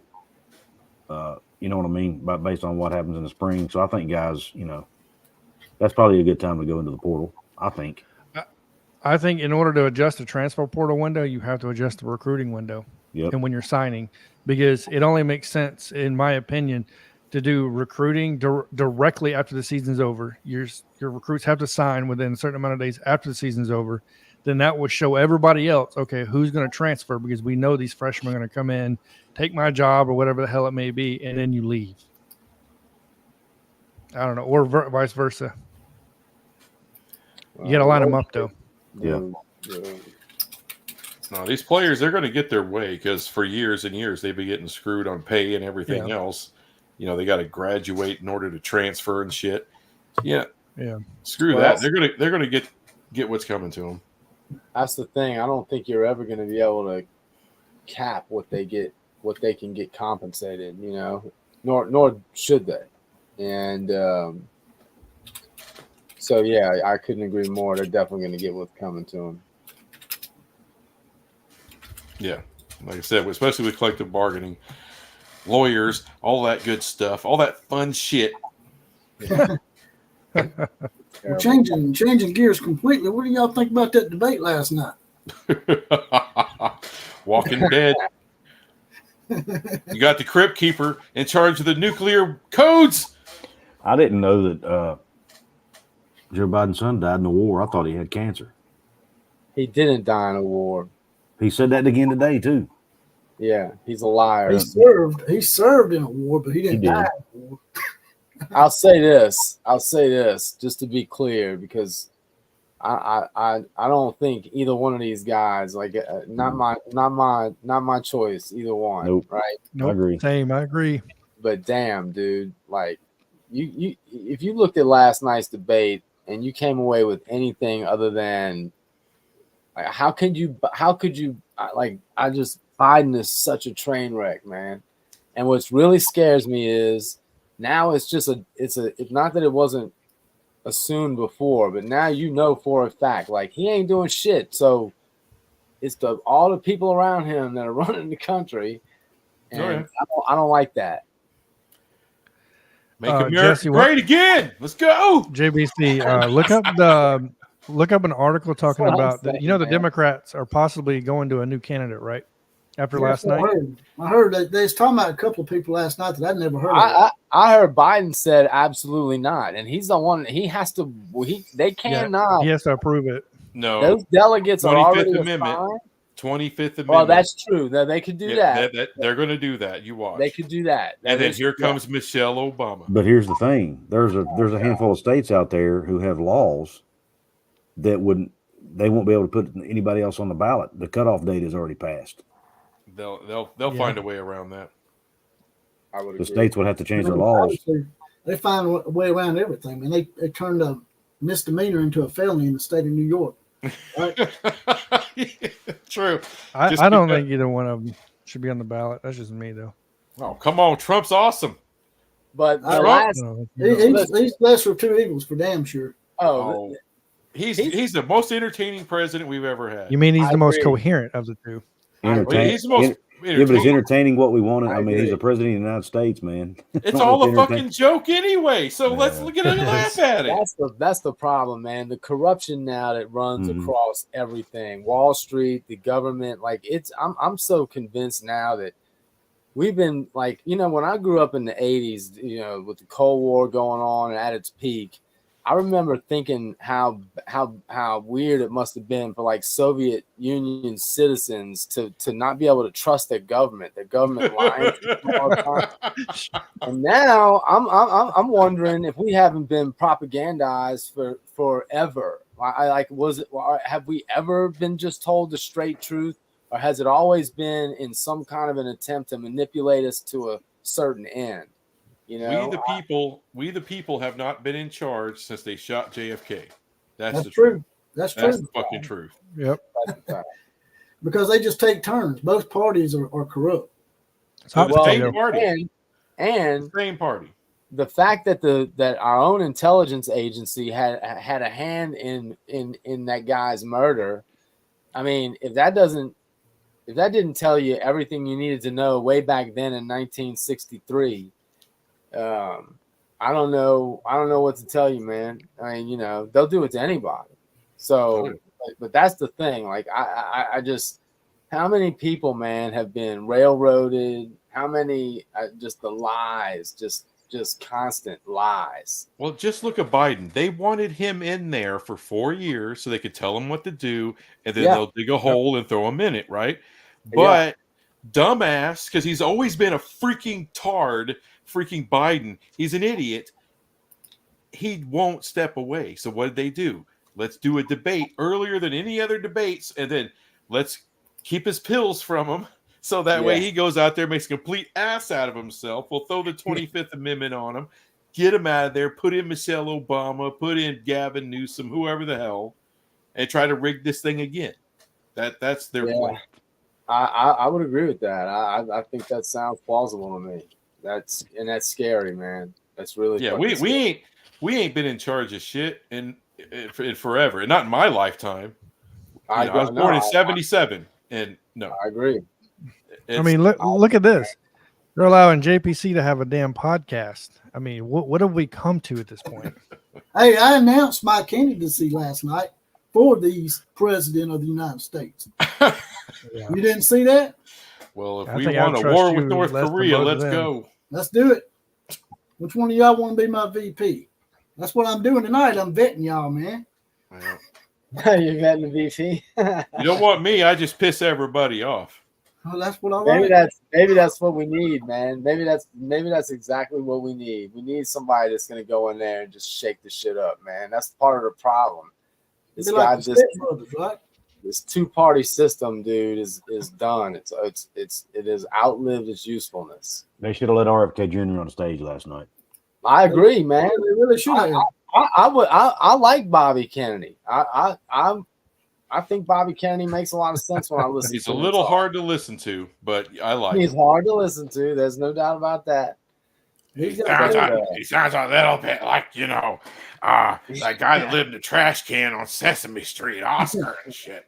Look at my pet worm. It's like it might be related to Ed Orgeron and Farmer Fran. Ed Orgeron. No, it ain't that bad. He ain't that bad. Have y'all seen that? Come on, the football. Let's go out there and get that football, guys. Go get that football, get that championship, guys. Let's go. Who's got my bag of beach nut? Who's got my bag of beach nut? That's Ed Orgeron in a nutshell. Have y'all ever seen the YouTube video Colonel Rev is crying? Oh my gosh, bro. I have not. Jesse, see if he's seen that. I sent it to him. I've seen it. It's hilarious. It is hilarious, man. Ed Orgeron was I don't even know what to say about that dude, man, at this point. Hall of Famer. He's I don't know if he's gonna make the Hall of Fame or not. Hall of Famer all the way, baby. I will say this. If AOC he hits that 600 mark. if AOC would get a OnlyFans, I would join. Got a donation from Tatted Sailor. They said Kyle Larson could be a replacement. I guess he's talking about Joe Biden. I think Kyle Larson's a race car driver, isn't he? Isn't he a race car driver? I don't know what he's talking about. Big cojones Kelly is in the house. He wanted to change the subject earlier, and I think that's the only way he could get it to do it was send a super chat. I think he's wanting to talk about racing. Yeah. Maybe. Sorry, I don't know much about racing, brother. I stopped watching races when they stop letting all them colored people start driving the race cars. That's bullshit. God. When they stop turning left, they start getting all these damn women in this son of a bitch. I ain't watching that shit. Come on, man. Get her back in the kitchen. You know you're a Bubba Wallace fan, man. There's nothing like lying about a noose being on a damn door when it's just to pull the door down, right? Yeah, let's play the race card because I can't win a damn race. That was. And how can you call him Bubba? That's cultural appropriation. No, Skull, you just opened up a huge freaking can of worms, brother. You brought up a social issue on Outlaw on Jesse's channel. Don't get me shut down. Oh, jeez. This channel's it ain't my fault. Everybody put your seatbelt on. They're kicking the white people out of NASCAR. You said put your seatbelt on. What's next? We're going to get a trans. We already got a transmission. We don't need the rest of it. That's transgender volleyball. Yeah, they're going to be driving an alcohol car or a fucking natural gas car or an electric car. Man. Oh, my God, bro. Your channel's shut down by tomorrow. Well, at least they ain't got transgender volleyball players yet, right? That's what I was saying, man. That's how it'll be easy to detect. It'll be easy to detect them. That's some damn Skittle shitters out there in California. There's some Texas A&M. The one that said Brittany Griner had a tripod. You also got it. Also got an Adam's apple. Yeah. I also got an Adam's apple. Yeah, she has a dick. Yeah, we're gonna call her War of the Worlds. Let's be blunt. Straight up Jack in the Box. Where is this gone? Anyway, Dijon Lee. Have you not? Hold on. It's all Numbskull's fault. It's Numbskull's fault. If you want to talk about conspiracy theories, Brittany Griner just really might be a dude. I seriously believe there's a topless video out there, and trust me, there's nothing. I've seen it. It's disturbing. It's horrifying. It's disturbing. It kind of changed me in some ways. It's a damn slasher. That's what you like now? Is that it? Is it really what Killer likes now? It scarred my memory, dude. When you see this mix between man and woman, you're not gonna understand until you look at it. It's bizarre. They said the Russians didn't know what prison to put her in. Because I guess they discovered the Jack in the Box and they didn't know if it belonged over there with the men. So they put it over there with the women because they're afraid it would get violated over there with the men. They pulled the Crocodile Dundee, did they? That's right. Jonathan knows all about that down in San Antonio. According to Charles Barkley. What's that? Charles Barkley said them women down there in San Antonio are horrendous. Charles Barkley, man. Every time that dude talks about San Antonio, he said they got them big old women down there. Girls. Eating them churros. Eating all them churros. There's some good looking women down here. I don't know. If you like them big. Trust me, they're not all big. Charles Barkley don't lie, man, so you can't really be debating that. Do what? Charles Barkley don't tell lies, man. Well, you can go down to the UTSA campus, which is in my backyard. I think that'll prove it otherwise, real quick. I don't know what Charles's problem is with San Antonio. Did y'all knock them out of the playoffs or something? No, it is funny though, because look, when you go down to the Riverwalk, there's some big girls down there. By the way, didn't you say that Dallas was going to sweep Boston? Oh, well, I was a little off. I was just a little off on that. I was so disappointed, man. I what happened, man? What happened? Like, this is what I don't understand when I watch the NBA. How does Dallas go from looking so good against Minnesota to I mean, man, it didn't seem close. And I wanted them to win. I can't stand the Celtics. Boston has a coach from West Virginia. There's your answer. Oh, look at that shit. They got a Big 12 coach. That's what it was. I mean, he's not wrong. They got a Big 12 coach. No. West Virginia puts out great coaches. They just never win. Bittersweet. The Celtics are freaking loaded. Yeah, they're loaded with talent. Joe's a really good coach, but he's also got I mean, he's got the most talented team in the league, top to bottom. So, yeah, combination of the two. And he knows what to do with them, and he's extremely intelligent and detail oriented, and he knows how to, control the locker room East and all Conference that. only has one team that's worth a shit. Yeah, and that's the team. Absolutely. Tatted Sailor with a $1.99 donation says Baker Mayfield about something. I'm not sure what. What you're referring to? Maybe he's referring to Baker grabbing his junk or something. I don't know. Oh, Baker does like to fondle himself a little bit from time to time. What? I've seen him do it. I've seen him do it. That's right. You've seen it. What are you looking at on your computer? Bro, what are you Everybody's seen him do it. He was on the sidelines. Kansas was messing with him. And Baker yeah. Well, I wouldn't call that fondling his junk. I mean, he was over there fondling he himself. made it sound like he sits on the Man. sideline beating off. Man, I thought he was going to jack off right there on the sideline. Yeah, this podcast is over. He's You're just not playing making with his ball. nothing off this. Start Am I calling wrong jack here? off. He made it sound like the dude was playing with himself on the sideline. It was. Y'all all ain't seen game this long. video? No, that's not what he was doing. He had He was nipple playing clips with and everything. You know the Going rule, at you it. shake it more than twice, you're playing with him. He shook the hell out of that shit, man. Talk to it, man. Don't play with it. He was playing with it. He planted a whole nother flag. That's right. Is that what you meant by Baker Mayfield, tatted sailor? If it ain't, it is now. I don't think so. See, that's what happens when you don't put context. We just make it up. Yeah, you can't be vague. If you're vague on here, we will mess it up for you. Did Baker Mayfield sleep with your mother? You just wake up at night. Baker! Wish Baker would sleep with my mother. Baker is probably the most popular Sooner of all time, which is kind of surprising to me, because I wouldn't have thought that, but that's how he is seen in the fan base for the most part. He's pretty cocky, man. That's why people like him. Yeah. I mean, it is fun if you're a fan of it. Shit off nobody. If you're a fan of it, it's fun. Except for the Arkansas Fayetteville police. They did get his ass pretty good. They put the Goldberg on his ass. Yeah, he looked like a dumbass. They did it on purpose, too.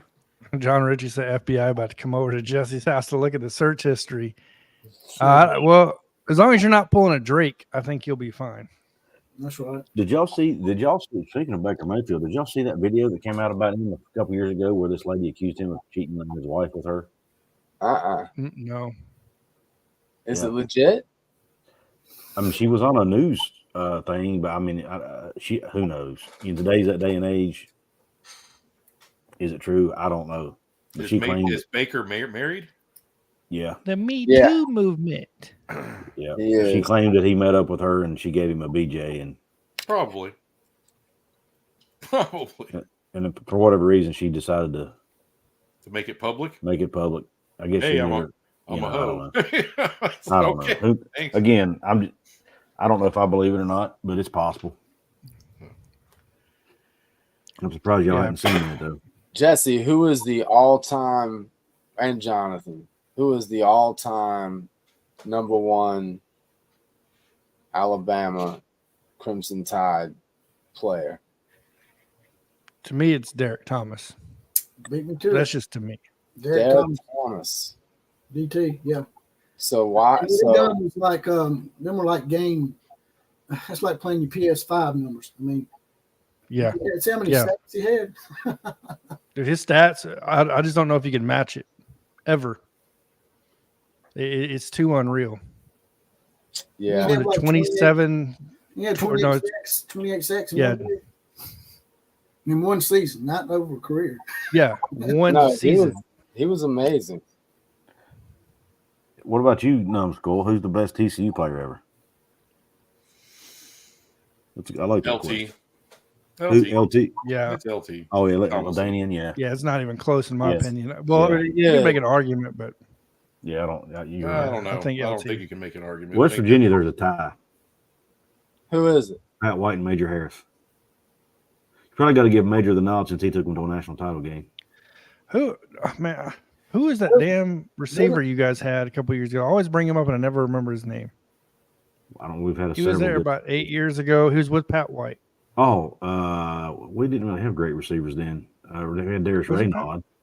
No, He it might, wasn't him. right after Pat White, we had Stedman Bailey and Tavon Austin. Tavon Austin. There we go. Tavon Austin is the one I was thinking of. He's the most. He's probably the most electrifying at highlight reel guy we've ever had. He killed me 1 year in fantasy football, though. Damn it! Did Doak Walker play for TCU? Who's that? Doak Walker. Yeah, one of the awards named after. Yeah, that's what I thought. I thought he played for TCU. I couldn't remember. Yep, they give the award away every year to a nice little old tower in the middle of downtown Fort Worth. John Ritchie, come on now. Dude said Max Duggan is the greatest player in TCU history. Oh. I love Obviously Max he's Duggan, playing around. but come on. There's an old 80s movie called Max Duggan Returns. It's pretty good. I don't know if you ever seen that. No, Max is a legend, but not the best. Did you guys see where Dejoun Lee committed to Alabama today? Not that anybody on here is really Alabama fans other than me and JPC. Is this a 2-star guy? No. He's almost a 5-star cornerback. No. 5-star? Alabama got a 5-star? Are you telling me Alabama got a 5-star? Well, this is a once-in-a-generational type player. All 5 stars are once in a generation. What are you talking about? No. They're 5-star.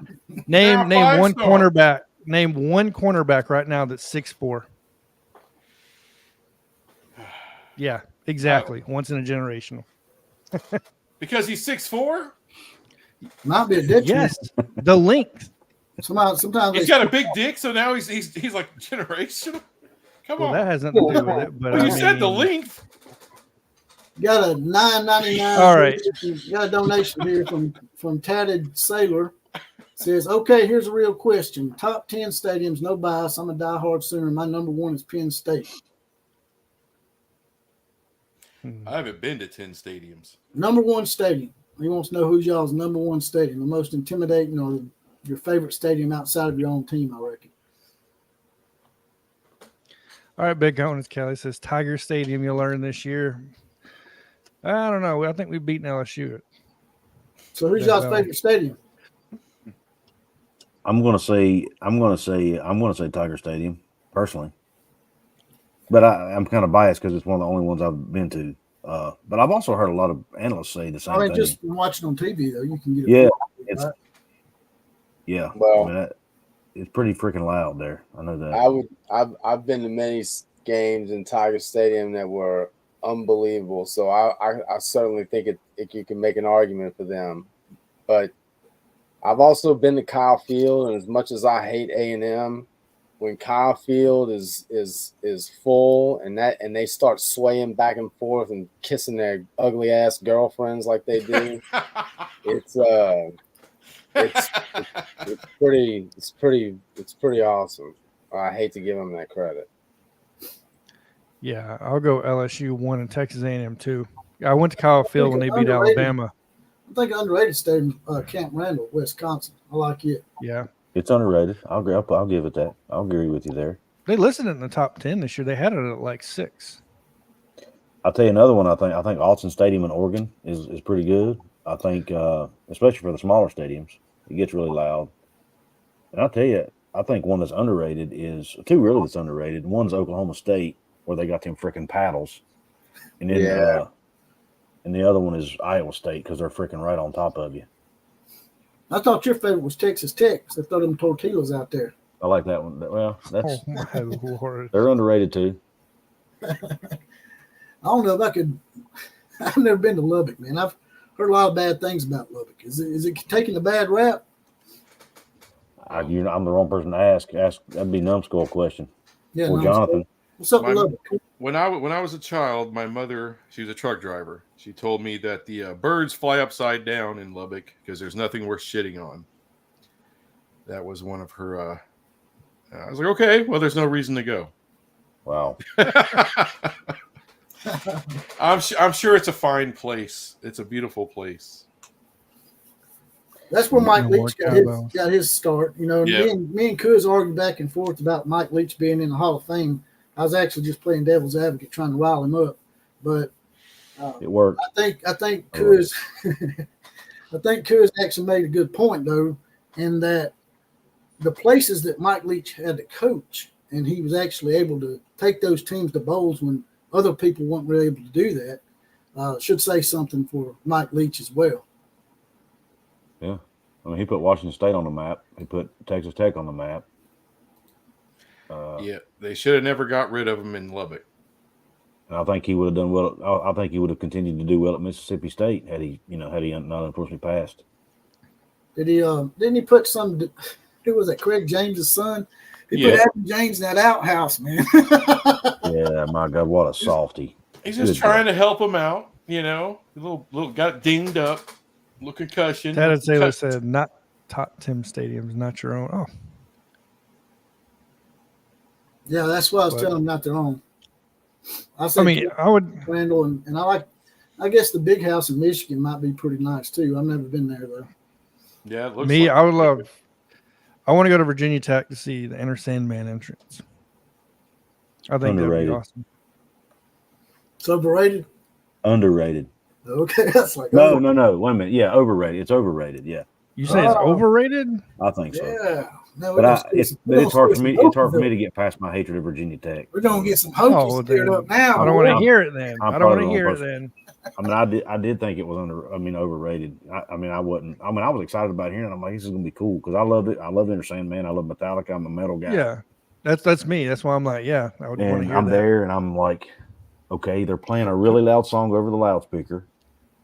That's not really has anything to do with the school, so I don't know how it's a tradition.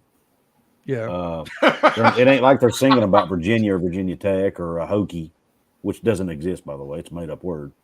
To like transgender. And people jump up and down, and I'm like, okay. But honestly, I think it looks better on TV than it does in person. More than likely. You just crushed my dreams. No, like I said, I'm so biased. It's probably hard for me to. I have a hard time liking anything Virginia Tech does. To be honest. I mean, you guys were burning couches. Okay, what's that got to do with? So I don't want to hear it. I don't want to hear it. What's burning couches got to do with West Virginia? It's a celebration. Explain that to me. That's a celebration. It's not a. That's a celebration. Oh, so it was a tradition, right? You win, you burn a couch, correct? Hey, by the way, it was correct. What does couch burning have to do with West Virginia? I'm just saying. Where that start?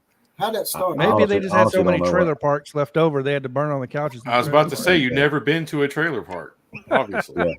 Yeah, he hadn't. It's obvious, right? Hey, I lived in a trailer park. I grew up poor, man. So they ain't got no trailers in West Virginia. No, honest to God, I don't know where it started or how it started. Oh, you and your opulence and your popcorn, you know nothing about this shit. You over there. Any minute, we're going to see one of them tiny giraffes run across this damn screen under there. Yeah, I don't know where the whole burning couch thing started. It just kind of, I mean, I guess it started way before I probably started following it closely. But so you and Virginia Tech got something in common then? Yeah, y'all just start random traditions that have nothing. Start random traditions. Yeah, but we were smart enough to stop ours.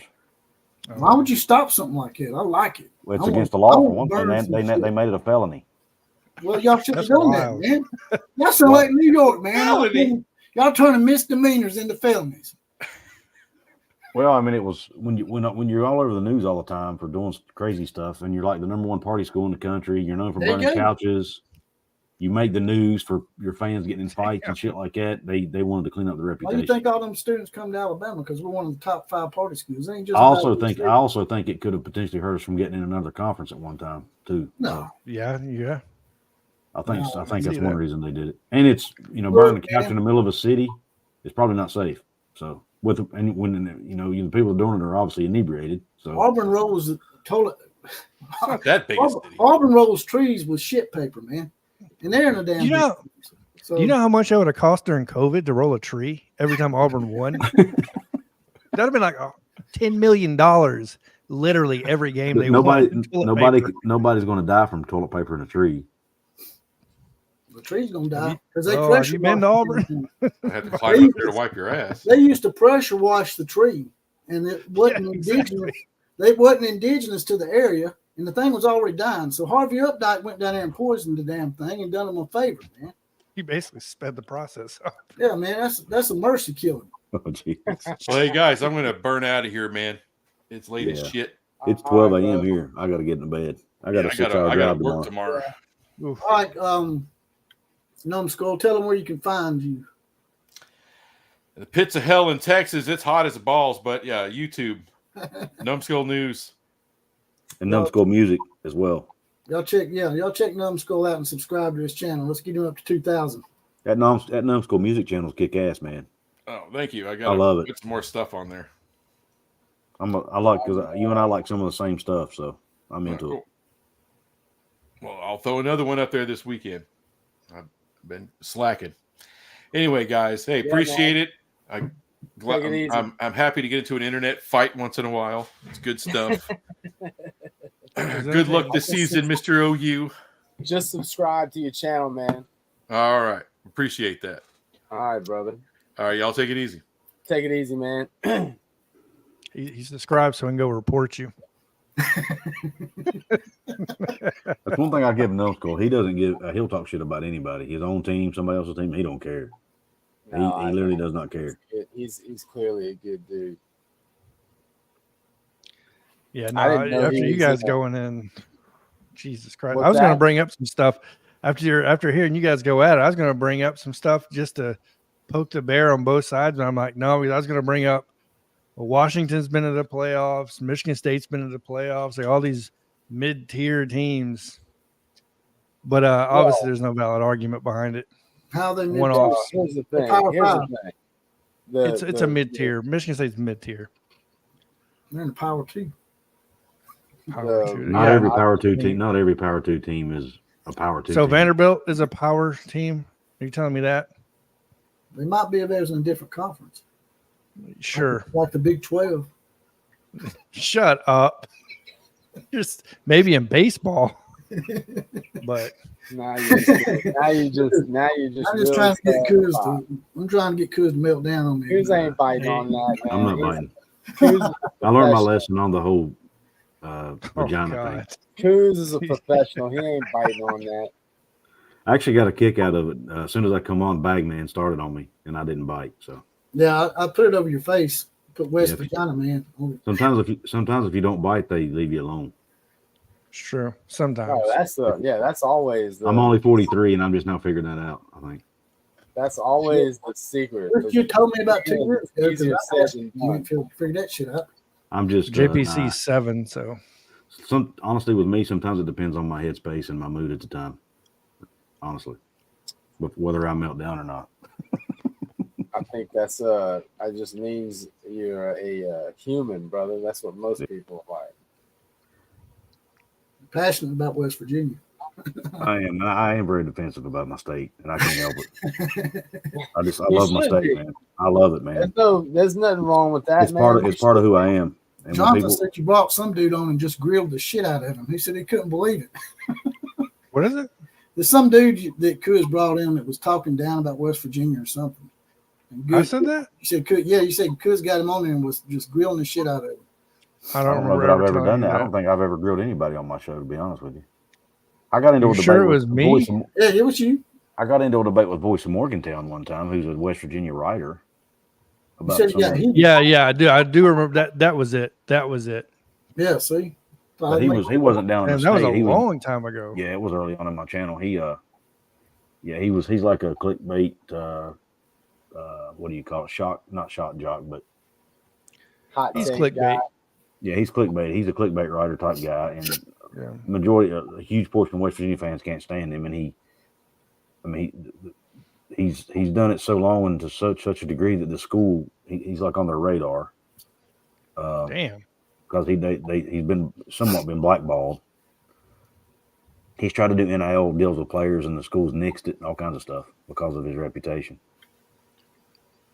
Yeah, he goes for shock value more. Because he's like extremely negative a lot towards the program and stuff, and he claims he's doing it for the betterment of the team. Yeah, I remember when he was really dogging out the basketball team at one point. Yeah, but he and I don't even. We used to communicate at least once in a while, but I've pretty much cut him out now because I realize everything he does is for his own agenda, for his own clicks. So I don't bite anymore. They got a lot of those guys out there. Big Coney's Kelly was bragging on the earthquake game where LSU beat Auburn. The earthquake game was awesome. Beat Auburn in 1987. It was amazing, or it was in '88. It was amazing. That's 6 days for Tiger Stadium being the best. Is it possible that was Tommy Hodson at quarterback throwing to, I believe, Eric Martin in the end zone? Is it possible they were maybe too close to the swamp and that's why the ground was shaking? No. Who responded under my name? What'd you say, Nick Beard? That's weird. Stop. Oh, Coos. Is that you, Coos? Does it come up under both? It's me. I guess because we share the StreamYard account is the only reason I can think of. Oh yeah, I see. Yeah. 2 butt buddies in here. StreamYard butt buddies. He just can't help it, man. He can't help himself. Guess where Dijon Lee's? I've been pretty tame tonight. Yeah. It just comes out. Guess where Dijon Lee is from, Jesse? I'm gonna piss off. Well, we're gonna make some Oklahoma fans here happy now. Dijon Lee came out of California, by the way, who committed to Alabama. Wait, another player. Oregon got another player too, though. They chose Oregon over Alabama and Ohio State. Yeah, you're talking about a player that should have went once again to USC. Yeah. USC is falling apart just like they should under that fraud of a coach, Lincoln Riley. They're going to get. I just don't think they're going to do very well in the Big Ten. Big Coney's Kelly said y'all had an earthquake game or earthquake situation at Tiger Stadium for the Garth Brooks concert. Is that before or after y'all found out he was a libtard? I didn't know about that. Garth Brooks is kind of a goofball. Hey, but you know what? I'm looking at the recruiting rankings right now. I mean, TCU is at 14 right now. Maybe they don't end there, but they're not doing bad. The West Virginia's top 22 at the moment. Hell yeah! We're talking about 2025 or yeah. That cycle. We've landed a couple 4-star guys, which is good for us. If we get 2 4-stars in one class, that's a good class for us. Yeah, I think it could change. A lot of our fans don't like to hear that, but it's just realistic. When you look at our recruiting rankings, I've dug into the numbers. Yeah. That's a question for Kuz right there. Is that right, Kuz? Roughly 2 a year? Is that right? Is that what you said? Well, like 2024, we didn't have any 4-stars. Year before, I think we signed 3 4-stars. Okay. In the 23 class, all 3 of them are still on the team. This year, so for 2025, so far we've gotten, I think, 2. We've already gotten a 4-star quarterback committed for 26. I saw. I was on your live stream when you did. You do a live stream? I did. Yeah, about that one. Yeah, that was a big deal. Yeah, they picked up Darius today. He's not going to be a plug-and-play starter, though. Darius is he's a 3-star. He's a couple years away. Yeah, he's a couple of years off of being developed, but I love the fact that he's Polynesian, man. I can't get enough of those dudes. See how big he is? Brent Venables is bringing in monsters. He's doing a good job, man. That is the one thing that has been the main reason why my faith has not been shaken in Brent Venables yet, because his recruiting has just been at a very high level and consistent the entire time he's been there. So if he keeps bringing in the talent and he gets the roster to where, I don't know how important these or how reliable these statistics like blue chip ratios are, but if you're going by a blue chip ratio, Oklahoma's got the 6th or 7th best roster in the country. So I think Alabama was number 1 and Georgia was 2. Ohio State, I think, was 3. Oh, fuck, man.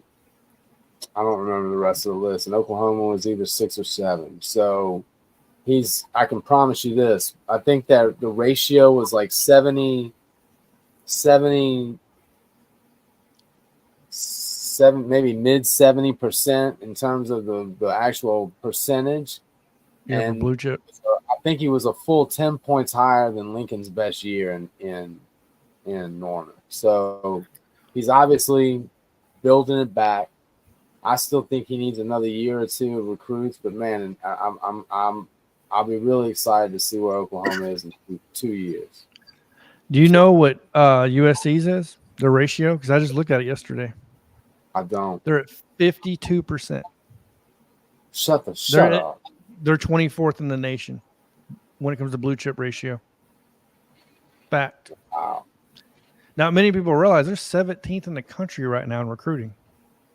Lincoln is not doing Dude, he's been a job. He's been bad at USC. You know, like I made a whole thing. I sent Jesse. There's no way to spin it. He has been disappointing to say the least. The amount of big name and big, highly touted players that he's lost to Oregon and even Alabama. some to. Oh. Did you remove him? No. You just cut out? I guess. And that's what happened while ago. This is what happened. Yeah. Dude, California is bleeding recruits to other programs right now. That's our second big recruit this year out of California. So, I mean, it's just a consistent thing. Chicken 1515 says West Virginia is going to win the Big 12 this year. Neil Brown is legit. I hope so. I'm not that confident, but I hope so. I think they got a shot, but there's so much parity in that league. It's going to be tough. And West Virginia has arguably the toughest schedule of the year. Kansas State, Kansas, Iowa State, Arizona, and Oklahoma State back to back. That question is Jonathan Lewis. Yeah, it's not being top 10 recruit. So here's my thing. If you're balanced across the board, you're going to end up in the top. Well, in my opinion, you need to be in the top 12, right? 12-team playoff. I'm looking at the number 12. You're needing to be top 12 in recruiting on a consistent basis. I don't buy into the transfer crap. I don't buy into that. It will help your program, yes. Will it consistently win you national championships? Absolutely not. It's just my opinion, unless something drastic happens to where it can be proven otherwise. Bud Elliott agrees with you. Do what? Bud Elliott agrees with you. That's what he said in his article. Yeah. So that I did my video on yesterday. Oh, really? Oh, well, there you go. I do believe you're going to, and that's the one thing about Oklahoma. They are consistent. That's the one thing about Alabama. They're consistent. Georgia, believe it or not, Auburn's consistently, they had an off year where they were 15th, but they're usually in the top 12 as well. As much as I hate Auburn, Auburn usually attracts enough talent to keep themselves there. They just find a way to do nothing with it. And I attribute that to the coaching staff. A&M's doing the same thing. They're getting top guys and not doing anything with it. I mean, how long did Texas have top 10 recruiting classes and do nothing with it until Steve Sarkisian showed up? Yeah. Like, recruiting, to me, recruiting is the foundation, and then the coaching has to develop. So the coaching comes second. So, like, you know, out of all the building blocks we're talking, obviously there's a multitude of that, but I feel like recruiting is where it starts. Yep. Gilla Brees said he had to call it a night. He said thanks for the invite, JPC and Coos and me. So, but yeah, I wanted to jump off here. I was trying to give him a chance to sign me off, but I'll go and do it myself. I gotta go, guys. Well, I was gonna let you tell me that too, so I don't want to just cut you off or anything. Well, I appreciate that. Yeah, you could give us a shout out to where we can find you. Yeah, find me on YouTube at Couz's Corner, spelled C-O-U-Z, which is on the screen now. He actually spells it right. And I'm on Twitter at Couz206, and I'm on Facebook. That's what's funny. TikTok and spell it T-A-I-N-T from now on. Well, it's not really spelled like it sounds, so it surprises me sometimes. C-U-N-T. Most people spell it C-U-Z or C-O-O-Z or something. But anyway, appreciate you having me on, man. This was fun. All right, brother. I appreciate you. Have a good night, man. It's only fitting that I was the last to come on, so I'll be the last to sign out. But yeah, did you boot Killer Brees out? No, I didn't. Like you did last time? I didn't. I've never booted him out. I don't even have access to do that on your channel. Okay. So where is Josiah Sharma from? Because he just committed to Oregon. Let me see where he's out of. Oh, look at that. He's out of California. So another big recruit goes to Oregon out of California. 4-star. 6'5", 295-pound defensive lineman out of Folsom. Neck Shroom in the Outlaw. What is it? Neck Shroom? Neck Shroom. Neck Shroom. I don't know if Jonathan told you, but we actually figured out why he had a neck beard, why he couldn't grow it fully, because he's so damn tall. There we go. The beard can't quite make it that high in the elevation. You're so stupid. Chicken says my point Lewis recruiting rankings, and then Riley has lost more blue chip recruits. Yeah, it wouldn't surprise me by any means. He's really good at what doing Jimbo Fisher does. He's really good at bringing the recruits to USC. It's just a matter of getting them to sign on that dotted line or keeping them in house more than 1 year. That's probably everybody at this point. I mean, hell, Caden Proctor's done changed teams 3 times now? Twice. Come on now. Went to Alabama, went to Iowa, went to Alabama. Yeah, but I mean, he spent a week at Iowa before he came back to Alabama. Hell. He's that 9-footer now. Yeah, I'm up to about 9 feet now since you add height to me every time we get on here. Yeah, you can't have a beard way the hell up there, man. There ain't no way you're gonna grow a beard being that tall. So stupid.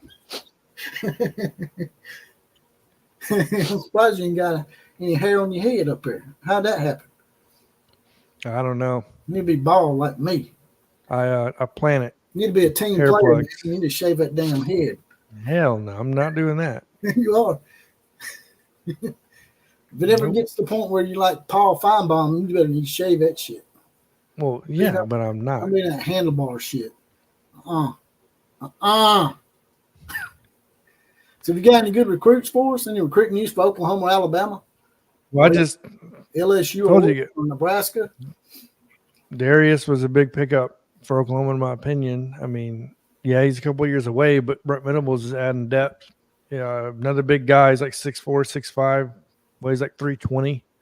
So it seems like a consistency here with Oklahoma, and they're doing what Alabama did early on. They're not really paying attention to stars per se. They're paying attention to getting the trenches as big as humanly possible. They're wanting guys 310, 320, 325. They're wanting monsters up front, which you're going to need, especially in the SEC. And you need to add depth as well over the course of the season. Alabama adding a multitude of guys recently, actually. Dejon Lee being the newest 4-star corner, highly 4-star, probably be a 5-star by the time it's over with. 6'4", dude runs like a cheetah. Unbelievable talent. A lot of people are going to have him comped probably to something around Patrick Surtain. So, and that's why I say once in a generational type player, because you don't see guys running this fast with this type of length. They can play the position as good as he can, and he could play either side, hard tackler, stuff like that. Obviously, Oklahoma getting a big commit O'Neal, which I made a video on, by the way. That guy's going to be – he's going to end up being Jackson Arnold's replacement, right, when Jackson Arnold moves on. If they're smart – do what? How did they get him? Well, it's not hard to figure out what there's supposed to be this wall. Well, we know there's not a wall. We already know that. We know Brent Venables, when he was at Clemson, he did a good job of attacking California, and now he's just taking his resources and using everything he can to go into California to grab these guys and grabbing quarterbacks. Obviously, California is full of quarterbacks. No matter what anybody says, some of your best quarterbacks come out of Texas and California, especially California. When you attribute Alabama, like you're talking about the Bryce Youngs, right? So, and you can go all the way down. Blake Barnett never panned out, obviously, but a multitude of really high quarterbacks come out of that state. I don't know where Caleb Williams was from. I'd have to go back and. He was from where? Washington, D.C. Washington, D.C. Okay, so yeah, he was from Washington, D.C. That's right. You need to get right. Shut up. And John Ritchie says Michael Hawkins, Kevin Sperry are behind Jackson Arnold right now. Yeah, they won't be for long. I promise you that. When Jaden O'Neal comes in, he'll be right behind him. He's too talented. Mary Caleb Williams fingernails. Say it. Yeah, see from the DMV Mary area. Caleb Williams fingernails. Say it. But say it. Talking about me, Mary. What is it? Mary Williams. What do you say? Mary Caleb Williams. Mary Caleb Williams fingernails. That's it. Plus LGBTQI. XYZ Roman numeral FUCK. So let me bring up the slide I made. I'm going to do a video tonight on Lincoln Riley. So USC through the years, to give you guys some context here, 2022 I don't count as a class because he couldn't affect that class, but he had the number 1 transfer class. 2023 he had the number 8 recruiting class, number 3 transfer class, right? So he went down in the transfer class, started off number 8. In 2024, the number 17 class, right? And then the number 19 transfer class. So every year he's slipping, right? 2022 he goes 11-3, 2-3 versus top 25. 2023 8-5 in the regular season, 0-4 versus top 25, which puts him at 70% winning percentage at USC and a 22% winning percentage against top 25. So when people talk about why is Lincoln Riley on the hot seat, that's why. Because you gave the dude $110 million, a private jet to use unlimited times, bought him a $6 million house in LA. Oh, and by the way, you bought his house that he had in Oklahoma for over $500,000 of the listing price. And we're talking about the University of Southern Cal that did that for him. So I'm not saying Lincoln Riley should be held to the same expectations because of this or the stats because of that. What I'm saying is if you give somebody the biggest contract in college football history, right, and then you give them the resources of, let's say he's brought over Caleb Williams, he brought over Jordan Addison, he brought over Marvin Mims from Oklahoma, he stole about 20% of the roster from Oklahoma. And when I say stole, they transferred, right? It was on them as well. He didn't go over there and just kidnap them. But either way, you got them to transfer. You expect winning now and consistently winning when you're being paid that much, especially when your rival up north of you in Oregon, he's getting paid $4.5 million a year on a $29 million contract over 6 years. And he's won 10 wins both seasons. He's won the conference. Like, Oregon is doing everything they're supposed to be doing plus some. When you compare that to even what Brian Kelly does, what Brian Kelly's doing at LSU in the SEC, better results. Like it's across the board at this point. The only other one that you can argue otherwise that got a big contract, which I'll agree with, is Mario Cristobal. This is the year he has to produce. So John Rich said he didn't grab Mims. Who did he grab? So it was the other one. I know there was a big time Oklahoma receiver that did go with him. I thought it was Marvin Mims. No, it wasn't Mims. It was I can't remember his name, but he did take an Oklahoma receiver that I thought was really good. Show you there, if that talent hadn't left and went with him to a 4-8 team that he turned into an 11-3 team because of that, imagine how much easier the transition would have been for Brent Venables had he had at least a little bit of skill position players left to work with. And the guy was still able to out-recruit him in his first year and was still able to make a bowl game with all that taken away from him. Yeah, no, there's no doubt about it. Venables has produced more with less. There's no doubt about that. And like I said, you're getting the biggest contract outside of maybe Mario Williams was his name. Sorry, I couldn't think of it. Mario Williams was a big-time recruit. I liked Mario Williams a lot.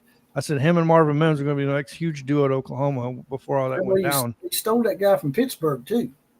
Jordan Addison. Yeah. And look, he didn't steal them. These guys left on their own. So yeah, but he was tampering with those players before he left for USC. While he was still employed, agree. If he's still employed at Oklahoma and he's tampering, I absolutely call it stealing. No, okay. So Yes, if he's tampering with it, I would say he definitely misconstrued the situation. Yes, but what I'm getting at is you can't just blame the program and him. You got to blame the players that left well to go with him. That's true. Like you can't just blame one side. I mean, and look at what Kalen DeBoer, my bad. Kalen DeBoer, look what he done at Washington with a 4-8 team. Yes. But he didn't bring a bunch of players from Fresno State. No, he didn't. Probably all wasn't able to start for a 4-8 Washington team because it's Fresno State. But he was able to get players and develop them and, put a system in place where they could be successful. And I think that's why he's going to be successful at Alabama, because he's able to adapt to his talent. Yeah, I mean, so much of college football is development. We know this because of Saban being Alabama fans. Like, not all of the biggest Alabama players were 5 stars or 4 stars. Josh Jacobs was a 3-star, and he was barely a 3-star. Mac Jones was a 3-star, and he was barely a 3-star. Well, like these guys doing that too. Yeah, and like it's going to be scary to see what Kalen DeBoer can do at Alabama with this type of talent. Just like it's going to be scary to see when Brent Venables gets the right pieces in place at Oklahoma, what they can do. So I mean, yes, they're great at evaluating players. Exactly. They can see the 3-star that is probably a 5-star that nobody else can see the 5-star in them. Yeah. Like with Josh Jacobs. That was a big miss by a lot of people. Huge miss. I mean, that was in the state of Oklahoma too. Who's the only offer? Wyoming? He was going to Wyoming until some film got sent to Nick Saban. Yeah, there we go. So and Saban said he would have went to Oklahoma. I think probably had they offered him. He probably would have chose Oklahoma over Alabama at the time since his home state. Of course he would have, even with Linky Boy there. But Linky Boy was too damn stupid to he can't evaluate. Lincoln Riley probably goes and looks at these rankings. And he's like, oh, these guys are 5 stars by this ranking system, so I'm going to go recruit them. Nick Saban and Brent Venables and Kalen DeBoer and coaches like that, they don't really have to look at that. They just go out there and they evaluate. Yeah, and so let's compare this real quick. So Lincoln Riley recruiting classes went from so transfer portal class of 1, 3 to 19. So progressively got worse each year. And then his recruiting went from 8 to 17, got worse each year. And then you look at Oregon. Now, this is what it's supposed to look like. In their 2022 transfer class, it was 23, right? 2023 recruiting class, it was number 9. Transfer class number 9, which is what, like 13, 14 spots up. Then 2024, the number 3 recruiting class and the number 2 transfer class. So literally went up and got better each year. LSU, same thing. I mean, LSU is just going to be top tier when it comes to recruiting, period. So I'm not going to even try to elaborate on that. 2023, there were 6. 2024, there were 7. And LSU has never been a huge portal school since the beginning of this. Yes, they got Joe Burrow, but what I'm getting at is they don't consistently try to attack it. They try to go and get their own recruits and groom them, right? So the way they want them. But once again, Oregon goes 10-3, then they go 12-2. 70% winning percentage, 58% against the top 25 versus 22% with Lincoln Riley, right? So Brian Kelly, 38% against the top 25 since he's been there, 74% winning percentage. I mean, 10-4 his first season, 10-3, 2023. So Brent, I don't know. Progressing like you're supposed to. Your first year, you're supposed to. We'll transition there, unless you. I ain't gonna say steal because you don't want me saying that. But he took a bunch of recruits from Oklahoma. Brent Venables wasn't able to do that. He wasn't able to take a bunch of players. So he comes in, he goes 6-7, and he progresses to 10-3 last year. And Lincoln Riley goes from being 11-3 with a bunch of players that he took from Oklahoma to being 7-5 with a returning Heisman Trophy candidate. The guy that won the Heisman Trophy, and you come back and go 7-5. I just don't get how people can't see this. They think I'm trolling and I hate Lincoln Riley, which I do. But, I mean, it's right there in front of you, man. It's just like Joe Biden. I mean, people were unable to admit that the guy is loose in the head until he was put out there in front of everybody. And it's this out there in front of the USC people. I just don't understand why they can't see it. Yeah, it doesn't. To me, it doesn't make a lot of sense, man. I don't get the infatuation with Lincoln Riley. I even said it when he was at Oklahoma. I don't understand the infatuation with him because he was never there to win the big game. That's what matters at the end of the day. Can you get over that hump, right? So I don't know. And you it's hard to argue that point as a USC fan when you see Oregon doing what they're doing. You saw what Washington did with Kalen. You're going to tell me Kalen DeBoer had the resources USC had? Yeah, right? You know what I mean? Or Oregon may have because they got a lot of money. That's a little different. They got night money. Yeah, so I mean, yeah, they definitely got night money. Washington isn't a pretty big city in Seattle, but the resources are not anywhere near what USC has, man. We know this. I wouldn't want to live in Seattle. So, like, seen too much the bad view stuff, where the stadiums that are is amazing, but like Chicken 15 says, everybody hit the like button, jump out, smash the like button. I should have been saying that the whole show, man. I keep forgetting to do that. Yeah, you're trash as a host. It's okay. It's all right. I think I done pretty good with setting that whole Killer Brees thing up, man. That was ding ding right there. Jeez, I did not expect that. You brought them both on. I'm like, oh God. I was in my car driving, and I just heard it. I just heard the explosion. I saw you respond in the thing comment section. You're like, I'm coming. I want to get in on this. Yeah. He's like, holy shit. Bet you're going about 2 red lights coming down through there. I didn't have to actually go through a light. I stay on the interstate. So you just run the stop signs. Yeah, basically. Biden and Joe Pa are identical. You're probably right. And earlier, I was messing with you a little bit, but I actually agree with you that neither Joe Pa nor Urban Meyer should be in there for the integrity that you speak of. I don't. Now, I don't know why they would apply that to Jimbo Fisher because he hasn't done anything that would be considered an integrity issue. Well, it's because A&M terminated him based on detrimental circumstance, detrimental to the program. I can see a lawsuit coming. So it'll be another Les Miles situation. But yeah, that's all I got though, man. Let me see here. Let me check ESPN. I don't think anything else has really come out. Nebraska's been actually getting some good recruits. They got somebody yesterday. I have to bring it up. I forgot the dude's name, but I'm really impressed with how Matt Rule's coming along at Nebraska. He's quietly building them back up. If Nebraska people are patient with the guy, I think he might be able to get them back on track. Yeah, you're definitely going to have to be patient with him because it's with what Nebraska has had to go through and the amount of coaches they're paying. It's not there. It's going to take some time. They're going to put you in the Hall of Fame over Urban. I wished I had a best of montage of clips of videos. I'd definitely put the one on there where you accidentally ate too many mushrooms off a pizza one night.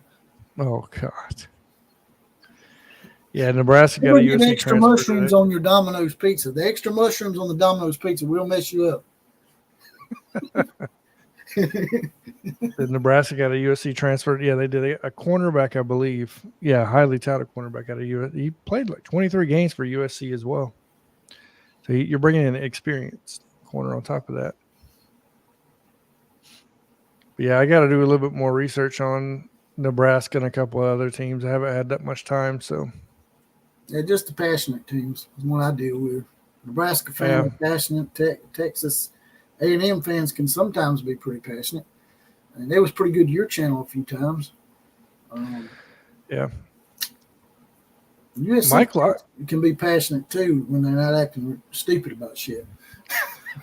Man, Mike Locksley is never talked about. He was a coach at Alabama, obviously, and he lands another good quarterback. Like, I know Talia never won the championship, and they won't compare him to Tua, but Talia broke the all-time Big Ten passing record, and now he goes out directly after he gets not drafted, goes undrafted. He signed with a team in the Canadian Football League or something like that. but gets Malik Washington. So, like, Mike Locksley knows how to go out and get these quarterbacks.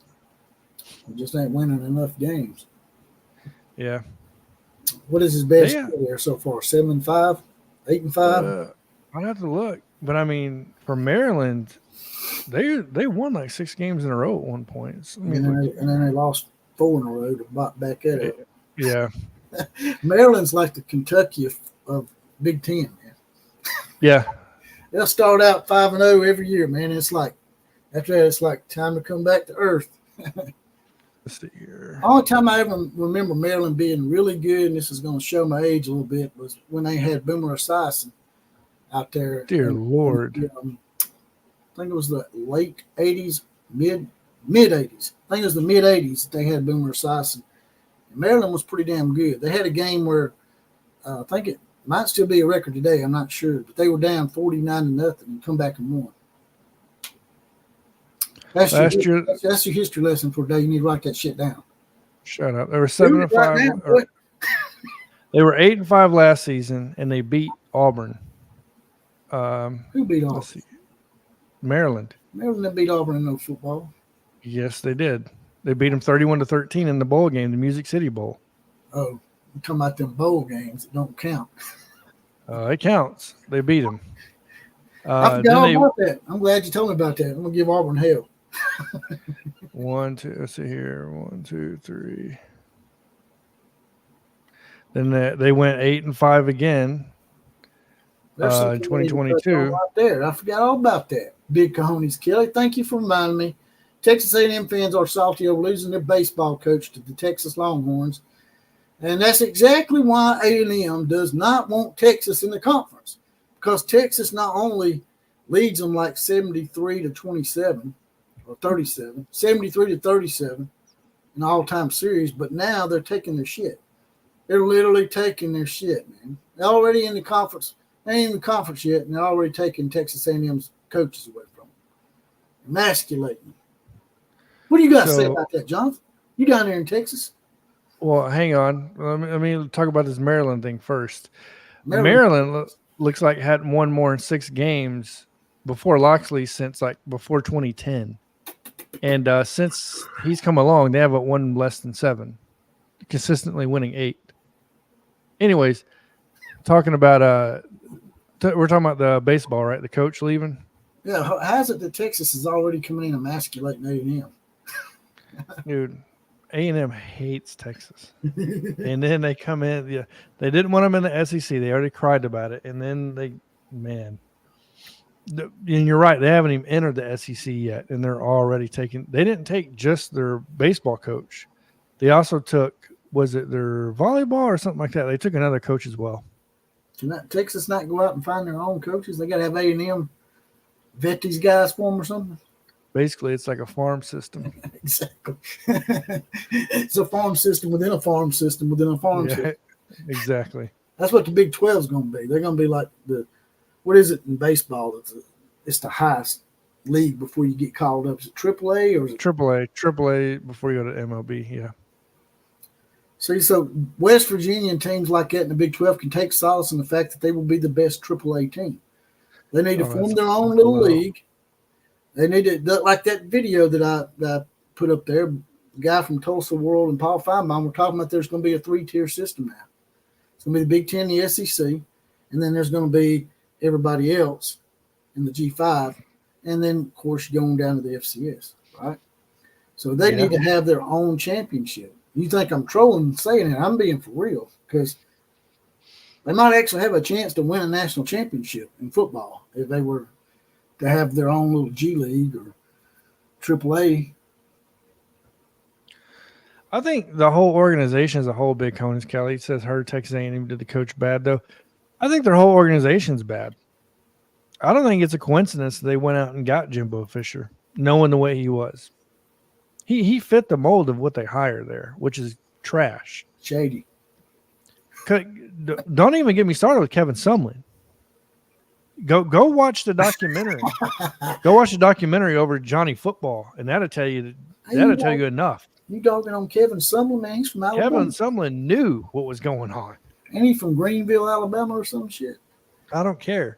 the fact that they knew this guy was coming in basically about to play a game drunk, like on a consistent basis, and they just let it happen. Get mad and want to talk about slapping Saban at midfield just because they call him out about it. Yeah. It's like you said with LSU, they can't blame nobody but themselves for hiring Ed Orgeron. Yep. The guy knew the track record. He's been corrupt everywhere he's been. He was at Ole Miss and got them on probation. Got USC on probation. Exactly. Got 2 programs on probation before you hired him. Ed Orgeron was a feel-good hire. He's a native Louisianan and spoke whatever dialect he spoke. Sometimes, I don't know, a little broken English, a little Cajun, a little coon ass. I don't know. If LSU, let's pretend and go back to 2000. If LSU kept a consistent coach since 2000, they would be close to Alabama in national titles. They would definitely have had at least 3 or 4. Yeah, they'd be minimum 4. Like, in my opinion, they've had so much talent they did not win with. Like Leonard Fournette. Like, there's players that never really get to showcase on that highest stage. And I believe a lot of it has to do with coaching. He said, but LSU got a... It's something you mentioned before. It's just an organizational issue. And Big Guns Kelly said, but LSU got a natty at it. But, okay, you're selling your soul to the devil. Why not just go out and get a coach that's going to be consistent? Yeah, why are you going to sell out for just one title when you can have 6? Yeah. If you do it the right way, you can have a lot. Auburn did the same shit with Gene Chizik and Scam Newton and his damn daddy. They paid him off and bought him a new church and everything and got him a national title. And then what happened? Next year they went 4-8, 5-6, something like that. So you can buy one national title, but can you continue to win national titles? And LSU has the talent. They have so much talent in that state that goes to that school. They don't need to reach out to California. Yes, Joe Burrow is the exception, but they have a ton of talent. 2011 should have been a natty. How is that? How you got to explain how that should have been a natty. How's that? I mean, y'all either you have it or you don't.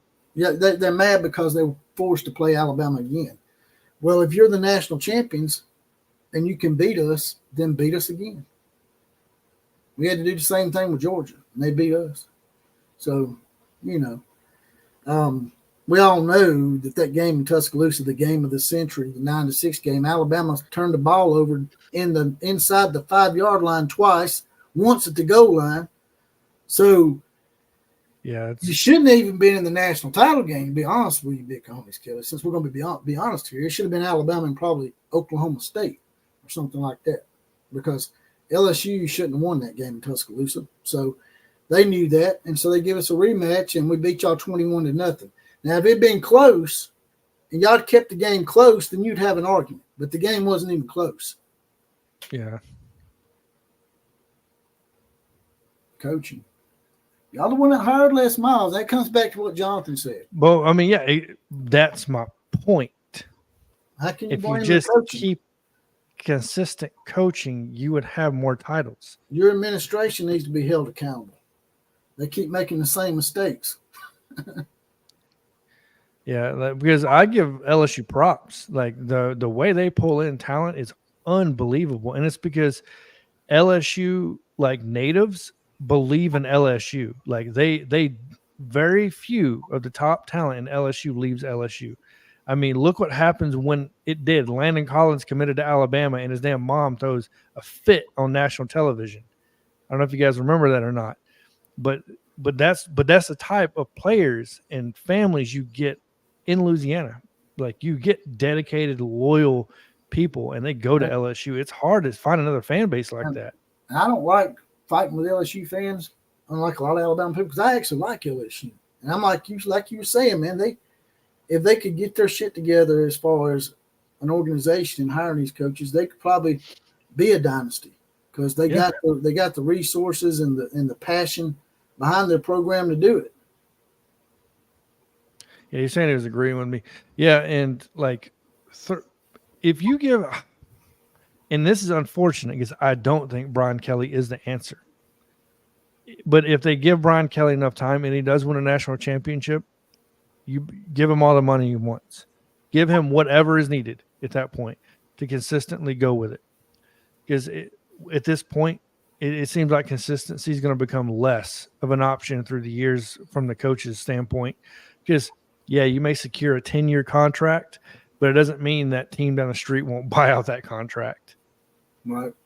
Like, but the LSU Alabama game, another thing about that game is that was the game where everybody else said, hey, we're going to have to go to a 4-team playoff to have a chance, because the SEC is now getting both teams in the BCS game.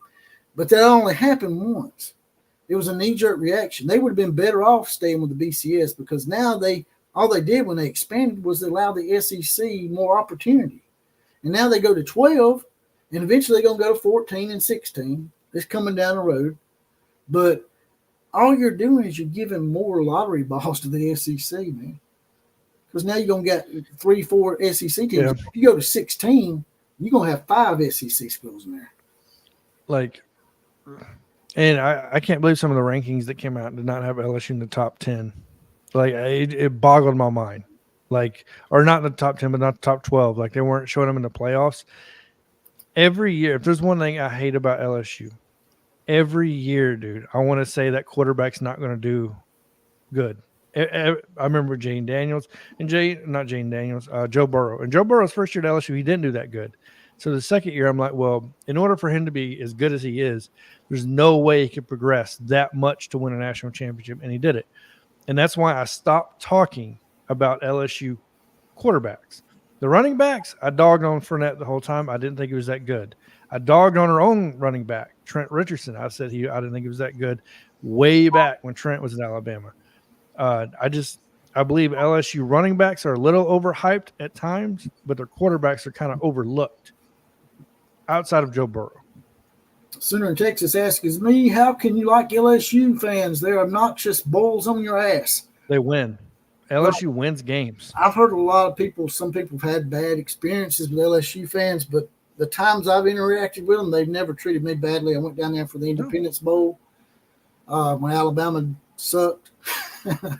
Went down there to the Independence Bowl, and they gave me a ticket to get in this tent. It was probably a ticket that was valued at probably about $50 or $60. And it was an all-you-could-eat, all-you-could-drink, alcohol and food.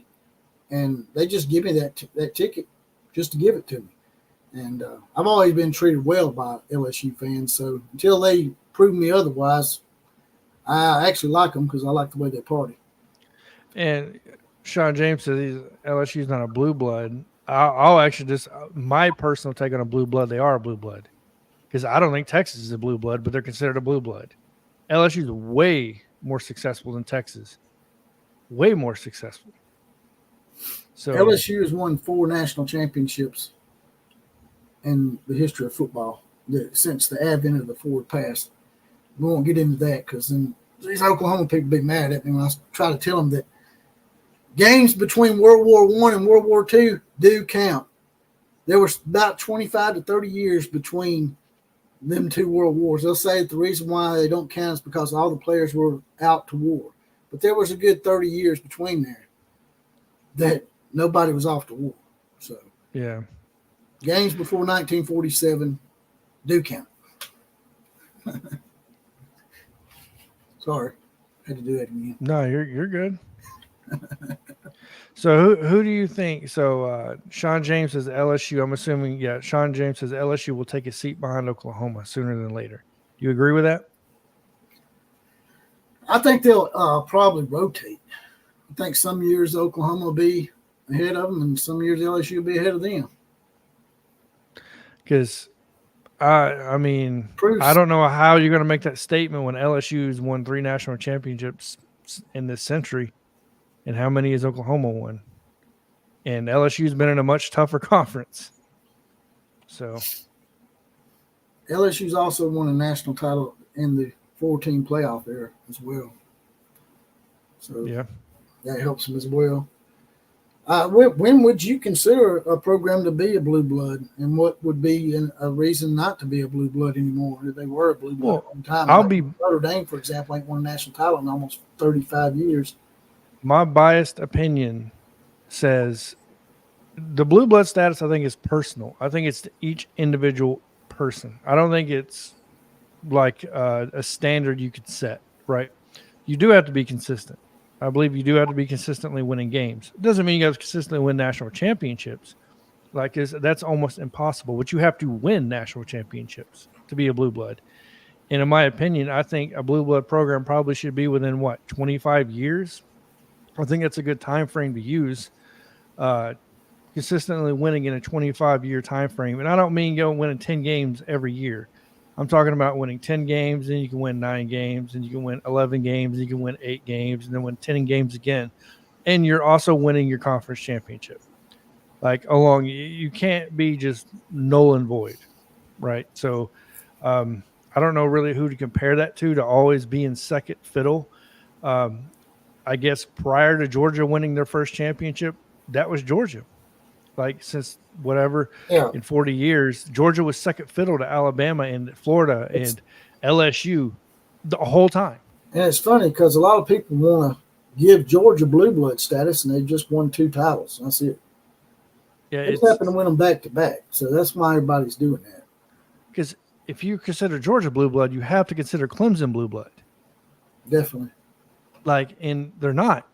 So, I think Georgia is there. They've arrived at that status because they're recruiting in the top 3 every single season. They're winning national championships now. You know what I mean? We're going to see how it is post Nick Saban, but 1-8 in the last 9 games is not very good against Alabama. But we'll see. Like I said, I think it's a personal thing. I don't like Notre Dame. I think Notre Dame is overrated every single season. I think a prime example of that was when Alabama beat them, and then Brian Kelly admittedly saying Alabama players just look different. When you say that, you're admitting that you don't even know what a team's supposed to look like to win a national championship. Well, there's since Notre Dame last won a national title in 1988, they've made it twice to what you consider the title game. Against Alabama in the BCS game, we beat them pretty bad. And then they made it to the playoffs, and we beat them pretty bad again. I think Nick Saban sort of pulled up that game a little bit because we could have probably beat them a lot worse than 31-13. Yeah, absolutely. He slowed down, just like we slowed down. And look, we torched them in the BCS championship game. We could have made it worse.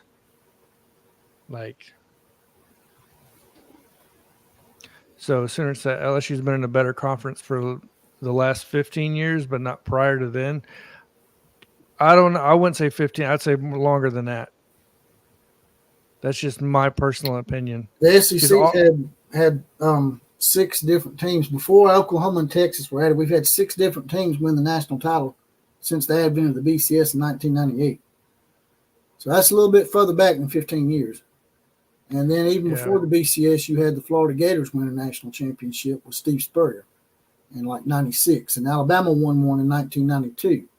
The only decade that you might have an argument with is the 1980s. It was not a great year for the SEC. But the 1970s and 60s, Alabama dominated those decades as well. Yeah, so Big Guns guys say, is Nebraska and Miami still blue blood? No, they're not. They don't even, in my opinion, they don't look like a blue blood program. They're not competitive. If you're going to grandfather them in because they have 5+ titles, I guess you can make that argument because Miami's got 5, and Nebraska's got probably 7 or 8. You got to be relevant. Neither is relevant right now. Neither program is relevant. I'm not saying they can't be, but they're not right now.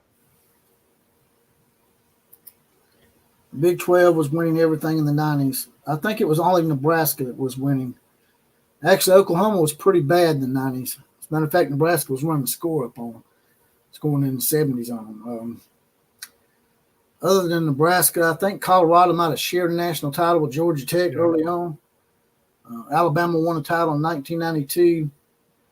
Steve Spurrier won one in 96. Yep. Tennessee won one in 1998. So the SEC had 3 national champions, 3 different ones. They didn't all pile up and have to rely on one team like Nebraska in the 1990s. It's just my opinion, though. Not trying to piss you off. I'm just saying. If he's Johnson, if Miami's if he's Johnson, I'd be George, trying to piss you off. no. And I don't believe Miami is a blue blood. Just like I don't believe Nebraska Miami is right a blue now. blood, then Georgia Tech's a blue blood. Well, Georgia Tech only has, 2 or 3 national titles overall? Right. Miami's got 5. And they're one of the newest schools out there, by the way. They're one of the newest programs with the football team. Miami has not been around that long. When did Miami start playing football? Well, they've been around, but they almost shut their program down and said that's what I'm saying. They were going to shut it down. Florida State wasn't even a team until the late 1950s. They were a girls' school. You might be thinking about Florida State. No. Miami started in 1926. Yeah. Florida State didn't start for like 1950 something. So they're really in school. Yeah, they were. Okay, so it's Florida State that I'm thinking of then. Yeah. That's what I'm saying. Florida State was an all-girls school. That's it.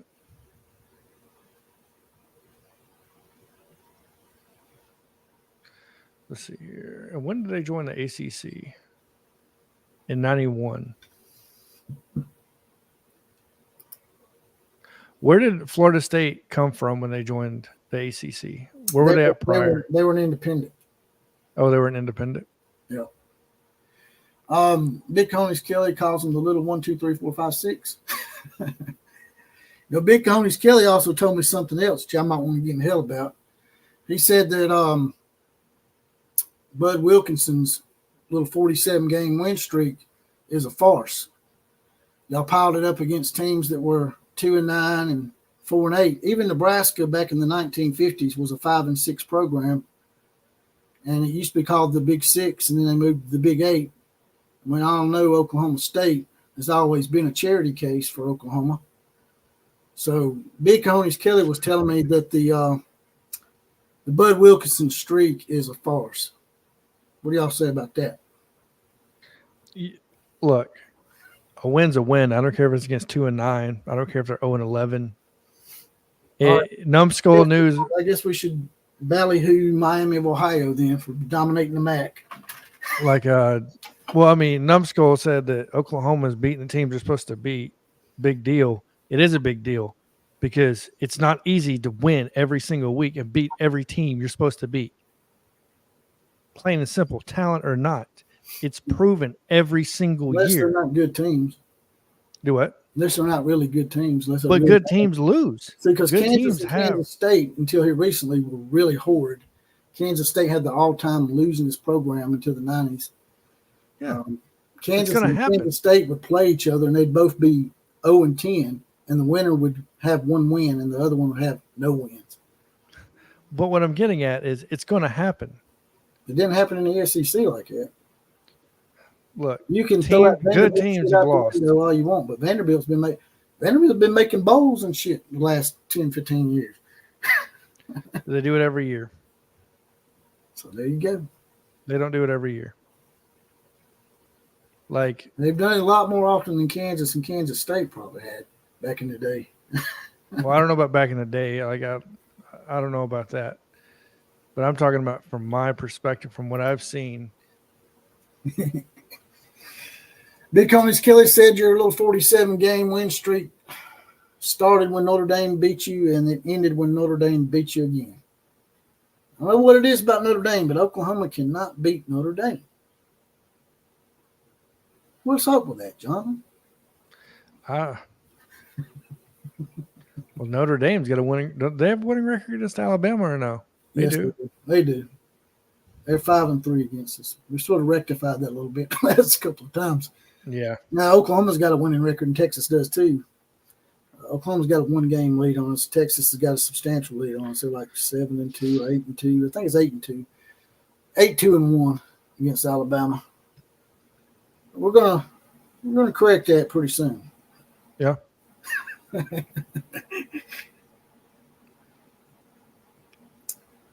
All right, brother. I guess I'm finna get up out of here, man. We've been here almost 3 hours.